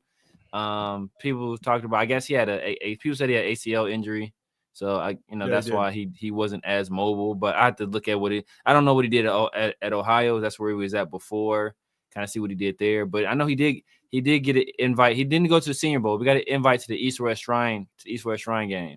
So I don't know if his injury kept him from doing anything there, because I heard a lot about Cal McCord, and I heard a lot about it's a back I like named Taj Boyd. I think from Texas Tech. He's a guy I like. And another later round back, but I didn't hear nothing about Curtis Work, so maybe he didn't participate because of that injury. But if you go to the East-West Shrine game, bro, and you don't dominate over there, that's troubling. That's troubling. Shout out to Shiloh. Getting cooked at the Shrine. That was bad, man. Shiloh was out there. Barbecue chicken. So Severe, I think I'm sure you'll probably stick with yours, but I'll ask you. You're sticking with your ranking from the beginning, but EC Everett, man, trying to put some connections together. You're saying Chip Kelly's OC in Philly was Pat Shurmur. Shurmur's Deion's OC in Colorado the past 2 seasons, calling plays for Shador. I mean, trying to put the pieces together, and I hope those pieces don't work because I don't want Shador Sanders. I hope that puzzle is broken. Well, Chip likes doing cartwheels. Chip likes to do a lot of screens, though. Yeah, I mean that goes in. That's all he did. That's all he did. Rundown doing cartwheels. One thing I will say is that Chip Kelly had Greg Dulcich looking like a stud. Imagine what he's gonna do with Brock. He had Greg Dulcich converted walk-on receiver, turned him into the top tight end drafted that year. He was a name. Yeah, he was a name. So he was the Broncos. Yeah, he went to the Broncos. Yeah, he had a stud. Man, he destroyed LSU when we played LSU. I forgot he was a stud that year. He was killing everybody, and he's kind of like a Brock, where he's like, he's not really, you're not a guy you really want in the run game blocking. Like, you want to be able to move him around. You can split him out wide, do a lot of stuff with him. But he's like a run after catch guy too, and he was looking like elite. So he about to do some work with Brock. Yeah, hopefully. Chip did get paid. He got some money, but you got to get paid in order to come over this situation. You know what I'm saying? Cleveland saying he's staying away from work. He done torn that knee up twice already. Twice? I think it was twice. I didn't know it was twice, actually. Yeah, that's nasty. That's tough. He's going to be scared in the pocket. Yeah, coming off of this year, tearing it up again. Yeah, I'm cool. Yeah. Just the Adidas of Rourke in the fifth quarter. Yeah, fifth. I mean, I'd probably pull fourth. Again, depends on how it all plays out. LS and Scott. Yeah, okay. All right, LS. We're just trying to get you work for that workout, man. That's what we're doing. That's what's happening. So Severe, I think you said 8.5. Did you say 8.5? Yeah, 8.5. Yeah. You sticking with it? Sticking with 8.5. We can get a quarterback. They can go up to like a 9.5. Justin Fields. We get Justin Fields. That's automatic. You already know. Now, okay. Here's I know a couple people been in the comments talking about it. I think this will be the end of a Michael Mayer, because he like. You don't think so? I don't think so. I can't see Mayer getting that much burn under that system. I can't. I think he'll be able to use him. He'll be able to use him. We had some we had another tight end. We had another tight end outside of Greg Dulcich, but he didn't get nearly as many targets as Dulcich. Dang, what's my guy's name?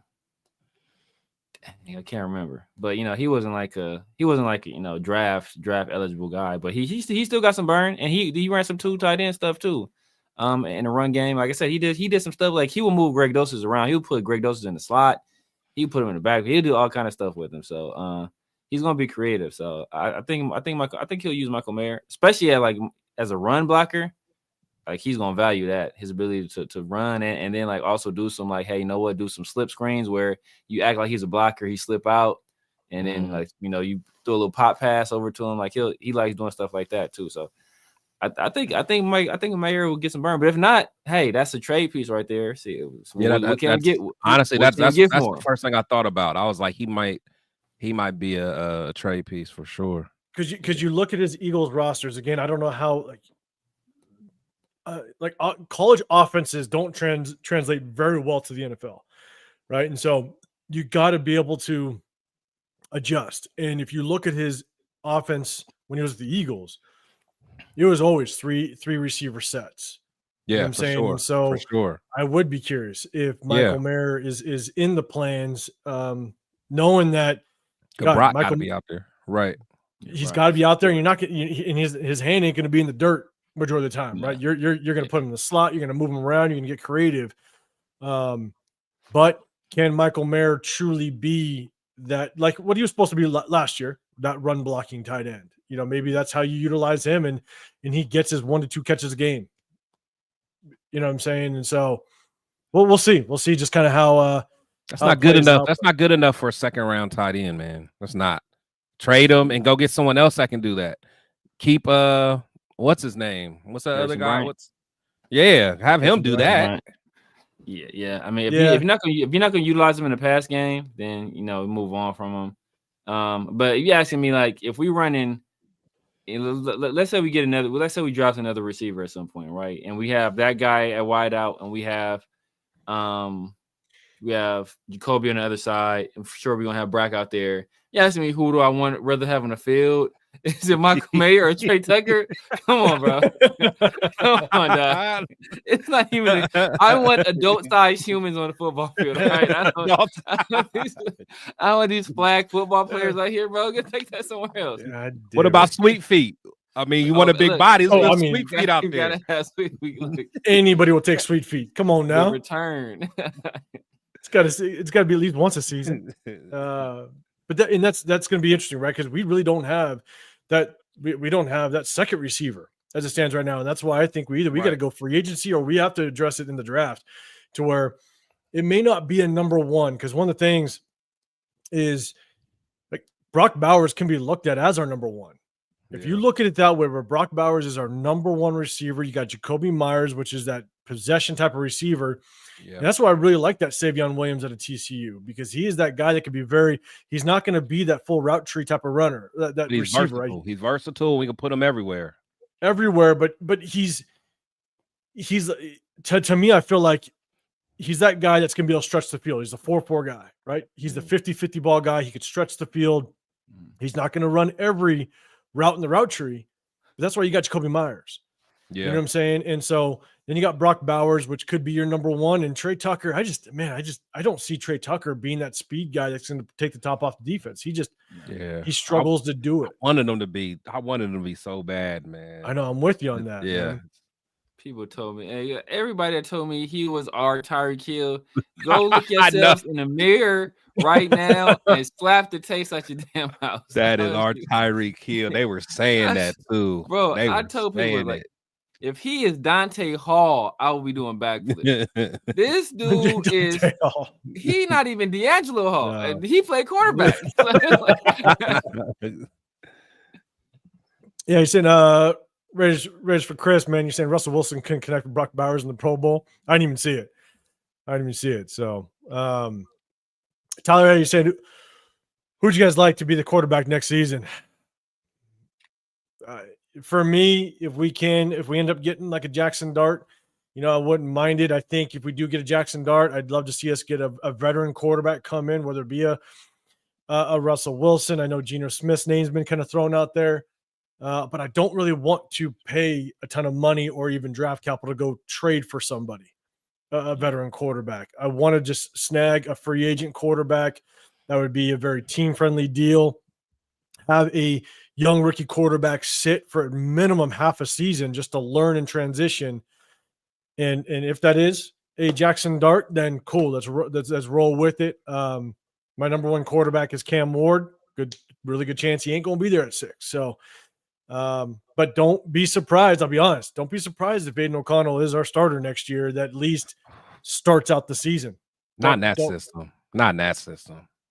I don't know, because there's not very many veterans out there unless they do swing and they try to trade for somebody. Okay, you might bring somebody in. But, I mean, to be a bridge quarterback, to set up for another type of another quarterback, a young quarterback, may not be a fan favorite, may not be the best decision, but you might end up rolling with Aiden O'Connell for the first 8 games and then transition over. So might get interesting, but we'll definitely see with that first wave of free agency. We'll kind of see what direction we kind of go in. Jeremy, man, you're saying you need to trade Mayer. Dude goes MIA for 6 full games, knowing the offense is designed to be heavy two tight end set. Yeah. That was a big downfall. We saw it was a big downfall. I think Luke Getsy was prepared to use Michael Mayer in the run game as that run blocking tight end. He gained 16 pounds in the offseason. So you can tell that he absorbed that. He welcomed that transition and he disappears. And I think Harrison Bryant, he's not a run blocking tight end. I think he can help in that, but he's not that true run blocking tight end. So that's tough. But I do think if you can get some trade value out of Michael Mayer, you at least start making some phone calls. I think Chris, you definitely agree that you start making some phone calls. So do you guys, Chris, you agree on that? Somebody out there that price still kind of high on him. I think so. But at the same time, Chloe, man, I appreciate you saying need Mayer for depth at traditional tight end, like run blocking. You definitely need depth, but also you got the draft. I mean, you could potentially find yourself a tight end in the 6th round.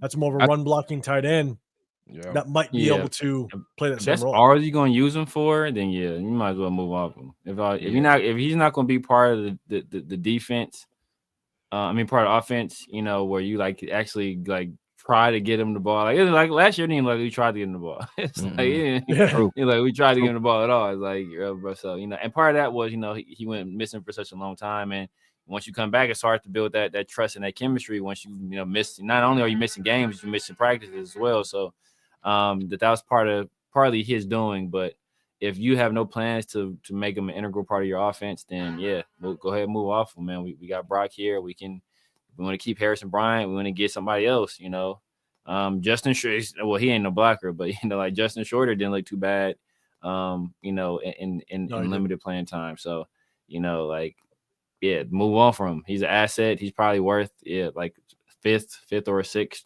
move off of him and get something you can or will use.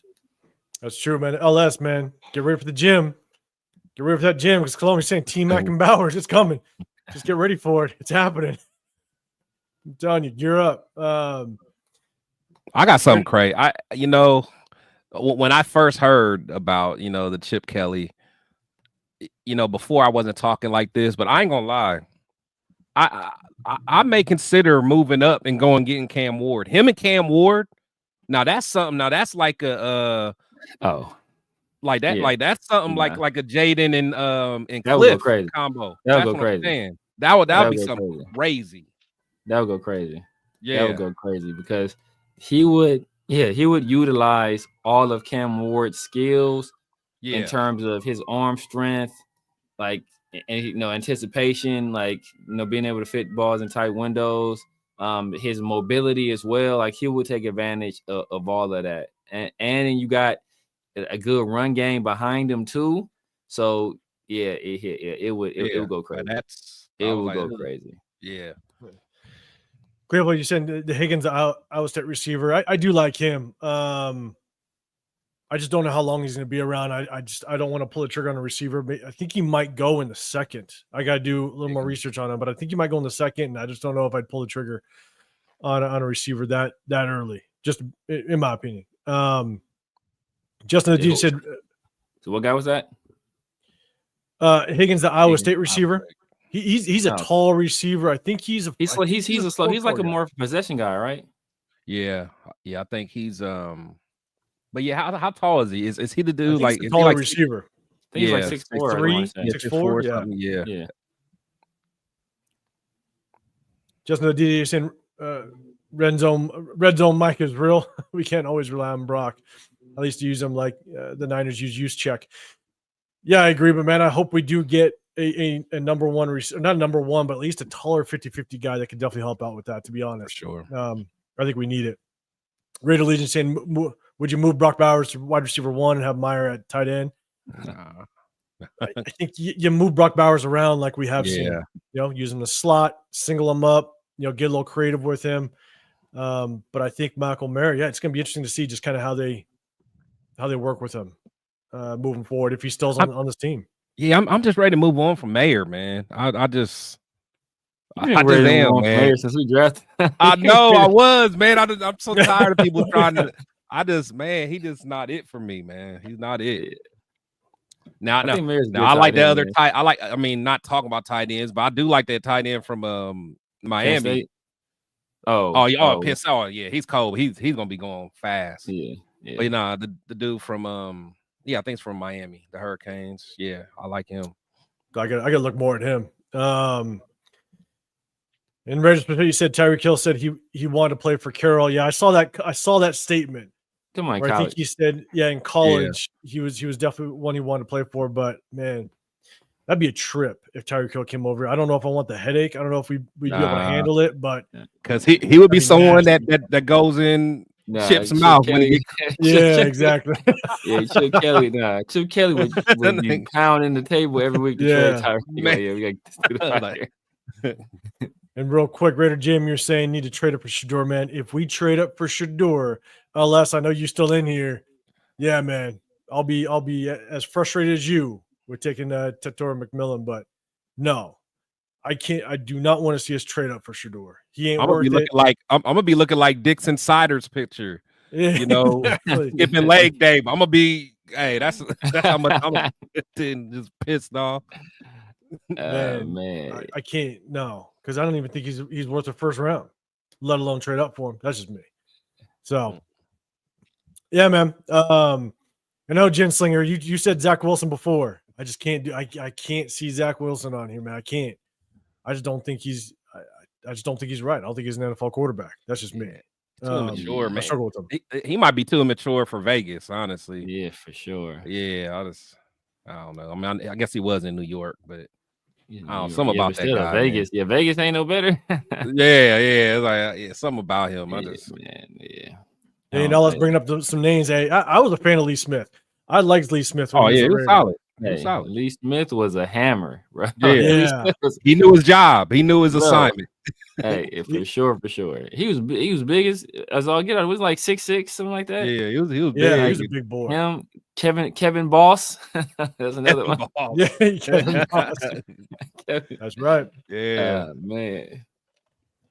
Yeah, man. But hey, that's kind of it, man. We've been rocking for almost 2 hours, man. I appreciate everybody joining us in the building.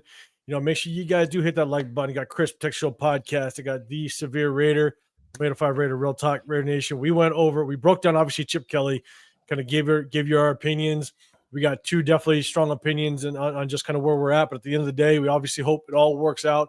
We took a look at his rankings on offense, all in college and with the Eagles. I think we definitely can come off and say, look, there is potential for him to kind of get this offense rolling a little bit if he can kind of tame the struggles with handling personalities, right? But good thing is he's an offensive coordinator, not a head coach. So hopefully he can work through that. But he's definitely going to try to establish that run game. He's proven in college. He's also proven with the Eagles in the NFL that he is going to hammer away that run game. We'll see how it works. But the thing is, we ain't got a run game to brag about. So we might see some movement in the draft on potentially picking a running back a little bit higher than I'd like to, but you never know. We might see it work. Man, in the building, man. I appreciate the super chat. You coming in. He said, that statement typically never follows by anything good. Chip Kelly opens up the thoughts of the first round. Just not that important. Stack the deck. CK been best with RPOs and play action quarterbacks. Free agency will tell the tale. Yeah, it will. You know what I'm saying? And then that is the interesting part, right, man? It's and now, man, you're on Sunday, man. I appreciate you. I think you mentioned you just retired, brother. That's perfect. Congratulations on that, man. Enjoy it. Love it. We always gonna get there. Right. Right. We all hope we get there. But that's going to be the interesting thing, man.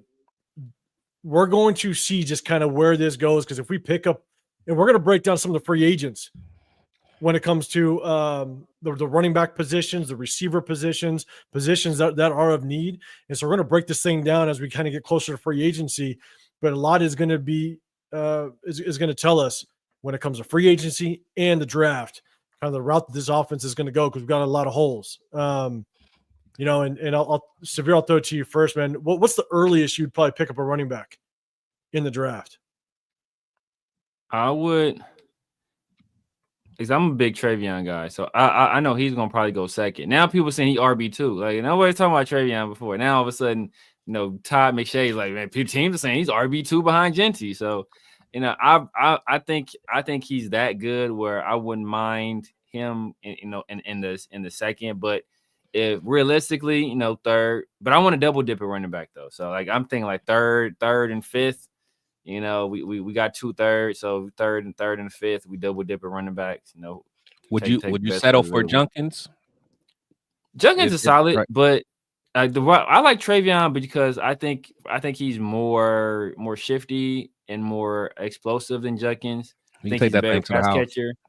And then he's like I was saying, like, you know, people undervalue this, but in terms of pass pro, he's the best back in pass pro in this class. Like, and it's probably not even close. So, and that's something that, you know, teams value. That's something like when Ezekiel Elliott was coming out, like people, like his physicality as a blocker was something they was like, yeah, this guy, like, we like that. Yeah. So I think that's going to be important, especially, you know, if you get a guy like Cam and you give him a little extra time to make plays, just that half a second more. Oh, bro. Oh, man. So that's why I like Travion so much. I think he checks all those boxes. But, you know, if he's gone, let's say he goes late first or early second, we don't get opportunity to pick him, then, you know, I'm good waiting to the third. Yeah, I'm with you, Chris. Earliest you pick up a running back. Depends on who's there. You know, Henderson, I would probably, you know, have an opportunity to get him in the third. But I would probably, I mean, just for how deep the class is, I'd prefer fourth round, to be quite honest, because there's still some other position in the third I would look at. So I would say for the right guy, you know, the third, but I would like to stay in the fourth if possible. So there's that Iowa running back, Caleb Johnson. That kid is a bruiser. I really like to, depending on how far he drops, third round is kind of where I'm looking at running back. Third round, or potentially, because the thing is, the other position I want to target in the third round as well is linebacker. Yeah. You know, depending on kind of how the linebackers flow off, maybe I'll pull one in the second potentially, but again, if Jackson Dart is still in there in the second, I think you pull that trigger. But one guy that I'm really liking, and there's a good chance that he might be around, maybe in that fifth round, maybe even sixth, is that DJ Giddens from Kansas State. Yeah. He's good. I'm telling you, like he doesn't have top end speed, which I really like, but he has that ability to make that first man miss. He's got vision. He's got the moves. I mean, that's the one thing I did love about Josh Jacobs. Was if he was one-on-one with an outside linebacker corner off the edge, you knew he was going to shake him and bang. He turns a 2-yard gain into a 12 to 15-yard gain just because he shook that one guy. You knew that little shake to the outside, cut back upfield was nasty with Josh Jacobs. That DJ Giddens kid, man, I think he could be that change of pace back. And he's also, I think he's 6'1", 215, 220, so he still has the size. Good size. But man, he's got the shakes, man. He can make it work. And so it's definitely someone I'm looking at kind of later in the rounds. Taj Boyd is a guy, I think I brought him up earlier, out of Texas Tech. It's like 5'9", like Bucky Irving-ish. Oh, really? And Bucky Irving was the one guy I was high on kind of later in the draft. I really liked Bucky Irving. And the other guy I liked was he was the Texas running back. He was basically he was going to be like a third down type running back. I'm blanking on his name, but I forget. I was high on Tyrone Tracy. Oh, really? Yeah, Tyrone Tracy. Yeah, I know he was a converted wide receiver.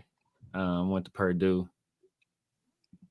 I like Hampton out of North Carolina, but he's like he's more of a he's like a slower guy. He's not as explosive. RJ Harvey, dang, where'd he go? Is that Maryland? RJ Harvey? Mm-hmm. I can't remember. I don't know. I wouldn't mind ETN. ETN out of Georgia, yeah. I think he's gonna be a better pro than he is college player. Yeah, he was a Florida kid before Georgia, and I watched him at Florida. Now it was a year younger, which was a little tough. Yeah. But to me, I feel like he's just too small. I think he's going to get handled up. I think I was really high on Ray Davis last year, but I think that's kind of what is somewhat happening with Ray Davis is when you just don't have the size to kind of break through those arm tackles. Mm-hmm. It's a 3-yard gain instead of a potential 11-yard gain or 12-yard gain because you just can't get through those arm tackles. And I think that's what Etienne's issue might be because he's not the biggest running back. No, he's not out there. That's so yeah. So, but yeah, man, I appreciate the super chat. I appreciate everybody. You know what I'm saying? Jen Slinger, you're the first one popping in the chat. I appreciate you, man. LS, you're always in here. I appreciate everybody rocking with us. Raider Pete coming in. I appreciate you. Dre for show, man. Good seeing you. Taddy, I don't think I saw you before, man. I appreciate you coming on, Taddy. Yeah, man, joining us. But here, look, we're still going to hit you guys. And Joel, you're saying Scattaboo. Yeah, he'll be around the late. You know what I'm saying? So I know people are going to take a stab at him because of what he did at Arizona. And so we'll kind of see just where he's around, man. Man, I appreciate it again, man. You said several mocks show me trade 6 to 7, then 7 to 8, all the way to 18. Stack picks for next year. That's some Madden type stuff. I'm telling you, man, that's getting crazy. That's what that is. I think I used to do that Madden. Nav was in the chat for y'all. He was saying trade completely out of the first round. He was like, man, Joe, trade completely out of the first round. I don't want a first round pick at all. Trade completely out of the first round. You're saying no Super Bowl this year, regardless. Anyone disagree? Yeah, I don't think we're going Super Bowl. You know what I'm saying? Yeah. We're going to be trying to just be competitive in our division, not be the only team to not make the damn playoffs this year. Right. Let's get it ahead for one. Let's get ahead of the game for once. We spoke this Sunday. It is important. And I'm with you because here's the thing: is that the only thing that I will say is if we don't nail a quarterback this year, everybody talks about next year. You know, you got a pretty strong quarterback class next year. You got Drew Aller coming out. You got Archie Manning. You got Nico. Man, Nico would be nice in chip system. I know you ain't high on him, but I think Nico would be nice in the system. But also you got that Ewers kid that was from Texas. Now he's at Oregon, but he's definitely an older quarterback. But you definitely have a strong quarterback class next year. And the thing is that if you want to go after a quarterback next year, then you better be picking in top 5 at a minimum, right? So that means you're only winning 3-4 games. And you also potentially, if you're at 5, 6, or maybe even 7, then you trade back, you stockpile some picks, and you have enough draft capital next year to be able to give up, to jump up, and you're not trading away the future. Like that could be one strategy, but man, that is very, very risky because if a quarterback that you like, if Drew Aller gets hurt, if Archie Manning gets hurt, and your guy isn't there, it's just it's a risky move, but it is definitely a strategy because, to say that we're going to go win the Super Bowl next year is very far-fetched. We're just trying to be competitive in our division. You know what I'm saying? And so – and people got to remember, man, like these quarterbacks, what they're making in NIL is more than what they're going to be making in their rookie contract in the NFL. These guys may not even go pro. Like what? Like who's to say some of these dudes are going to go pro if they're making crazy money in the NIL deal? You know, everybody's tank for Arch. Arch may say, nah. Yeah, you might. Well, let's just wait for Peyton Manning. Let's wait. You saw Peyton Manning's son throwing. Let's wait for Peyton Manning's son. And like, let's wait. I'm in no rush, man.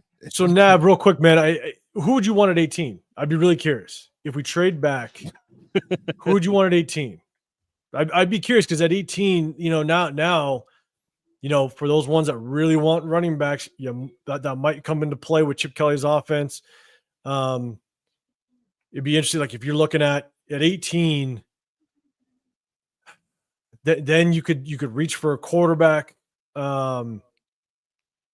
I'd be curious because I mean, if Jackson Dart does fall, you might still get Jackson Dart maybe at 18 if you trade back. You also got to worry about just creating some weapons around that quarterback. And so, yeah, man, I'm really curious. Who would you like at 18? But a lot of people are talking about Jen. You're saying you have the cap to go get Archie. The pedigree is just that strong. No, I mean, but he'll be on that rookie pay scale. But yeah, those NIL deals are nasty. And plus, and then with Arch, you got to think, is he gonna, depending on how we are next year, like what if we're still in the same dysfunctional Raider that we are? Is his uncle going to be like, I'm not letting my nephew go here? You know, it's great. You know, I mean, for real, is Grandpa Archie going to come back? Like, nah, we ain't doing that. Exactly. But the strong arm, you. Yeah, like he already said they've already done it. Look, you already know. Look, you already know. Tom Brady can't fuck with Eli, so he can't. Oh no, yeah, he didn't show that twice. Talk crazy to anybody else. He didn't show that twice. So Eli might step in like, "Yo, bro, stay away from my family." Right. So, Taddy, you're saying Aller was my favorite. Yeah, I really like Drew Aller, and I think it was probably one of the best decisions he could have made to go back and play one more year. I think Jaden Miller should have went back to go play another year. I don't think he's ready. I think he's Anthony Richardson 2.0, but I think Drew Aller is definitely a good decision for him to go back. That man, you're saying I showed my best guard was OG. So you're saying you pull offensive guard? Yeah, so go with the best offensive guard right there.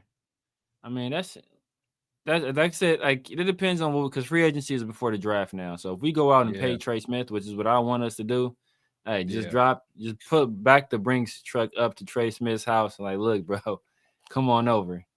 And then we ain't got to worry about it. I think when you and Jay Rader were doing it, I think Kelvin Banks ended up being available at 18 somehow. So if he's available still there, I guess he's something like that. I think they took Luther Burden early in that draft, but if Luther Burden was there, he's a guy that he can be that explosive. He can be that explosive weapon. He's like Macklin-ish.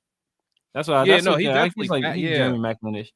I don't know, man. There's a couple times I feel like I don't know. It's almost like he takes plays off. It seems like I don't know. I can see that. I can see that. Especially last year. This past year he was better, but last year that was definitely an issue.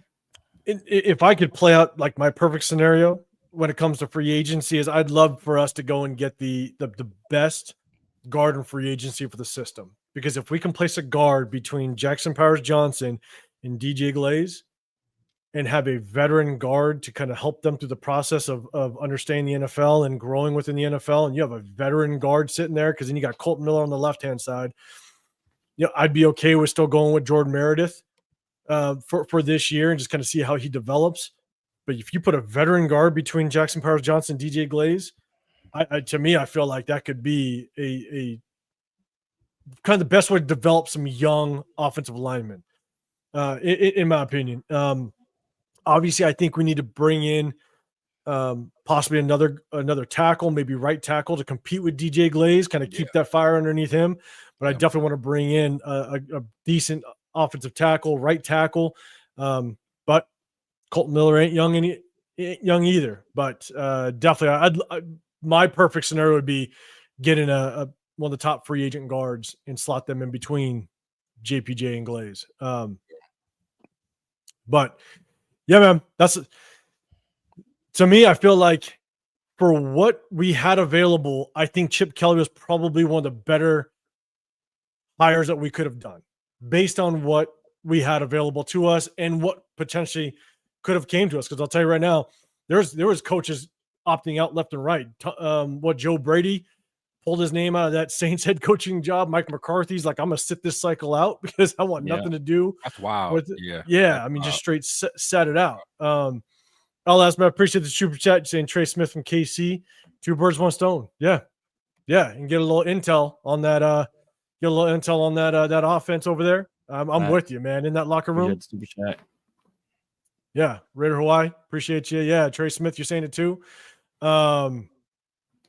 This is 76 Kingdom. See you, man.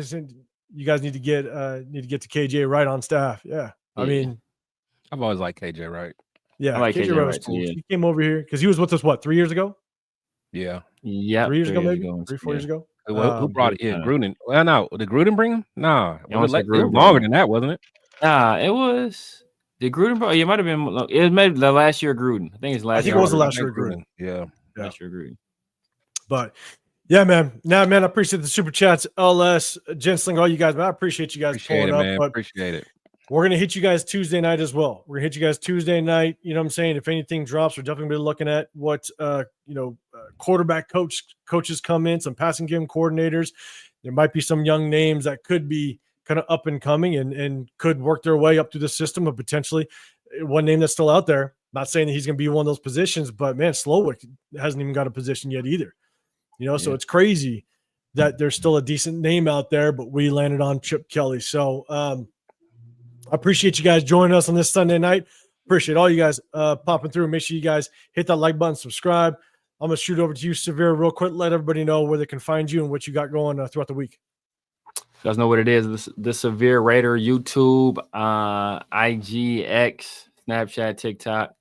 Every Sunday, rocking with my guys over here in the Raider Roar Room, as well as Tuesday evening, the 50-50 show, and then Friday nights around the Shield. Just had a real good show this last time. Had a smooth debate. Marshawn Lynch or Russ, who was number 2 in Seattle's importance. I had to cook my guy Pharaoh. Sorry, dog. I had to cook you, bro. But you know how that goes. But yeah, make sure y'all check it out. Yeah, absolutely, man.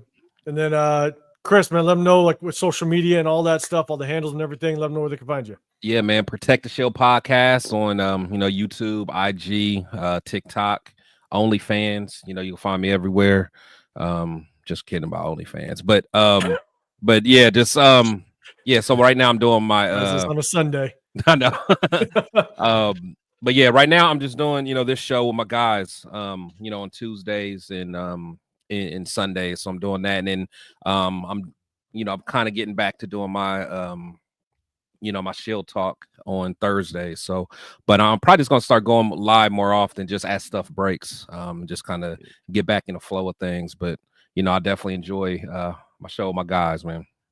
Yeah, absolutely, man. And now, man, you're right. We're gonna end it with this: that the coaching staff brings respectability to the Shield. They really do.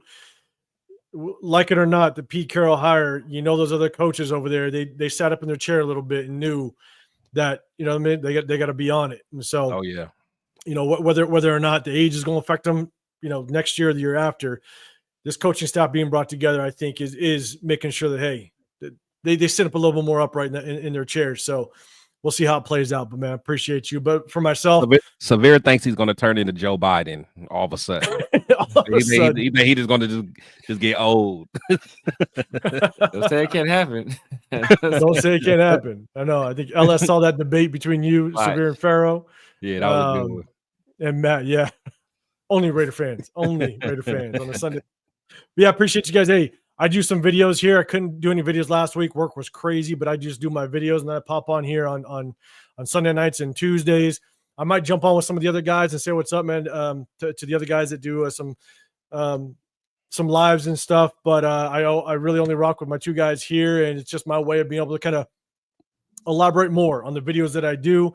And that's what I just try to hit you guys with. But I appreciate everybody entering the war room with us. We jump in here. Make sure you guys keep hitting with us and turn those notifications, because we're going to hit you with some mock drafts now that the coaches are in place. Once free agency hits, we're going to hit you with some draft prospects, kind of break those things down, the positions of need, especially based off of Chip Kelly and what his offense likes to do. So we appreciate everybody in the building. Make sure you hit that like button, subscribe. Chris, Protect Show podcast. Got the Severe Raider. I'm 805 Raider, Real Talk Raider Nation. Have a great rest of your Sunday. Have a great start to your week, and we'll see you guys on Tuesday night. We're out. Peace.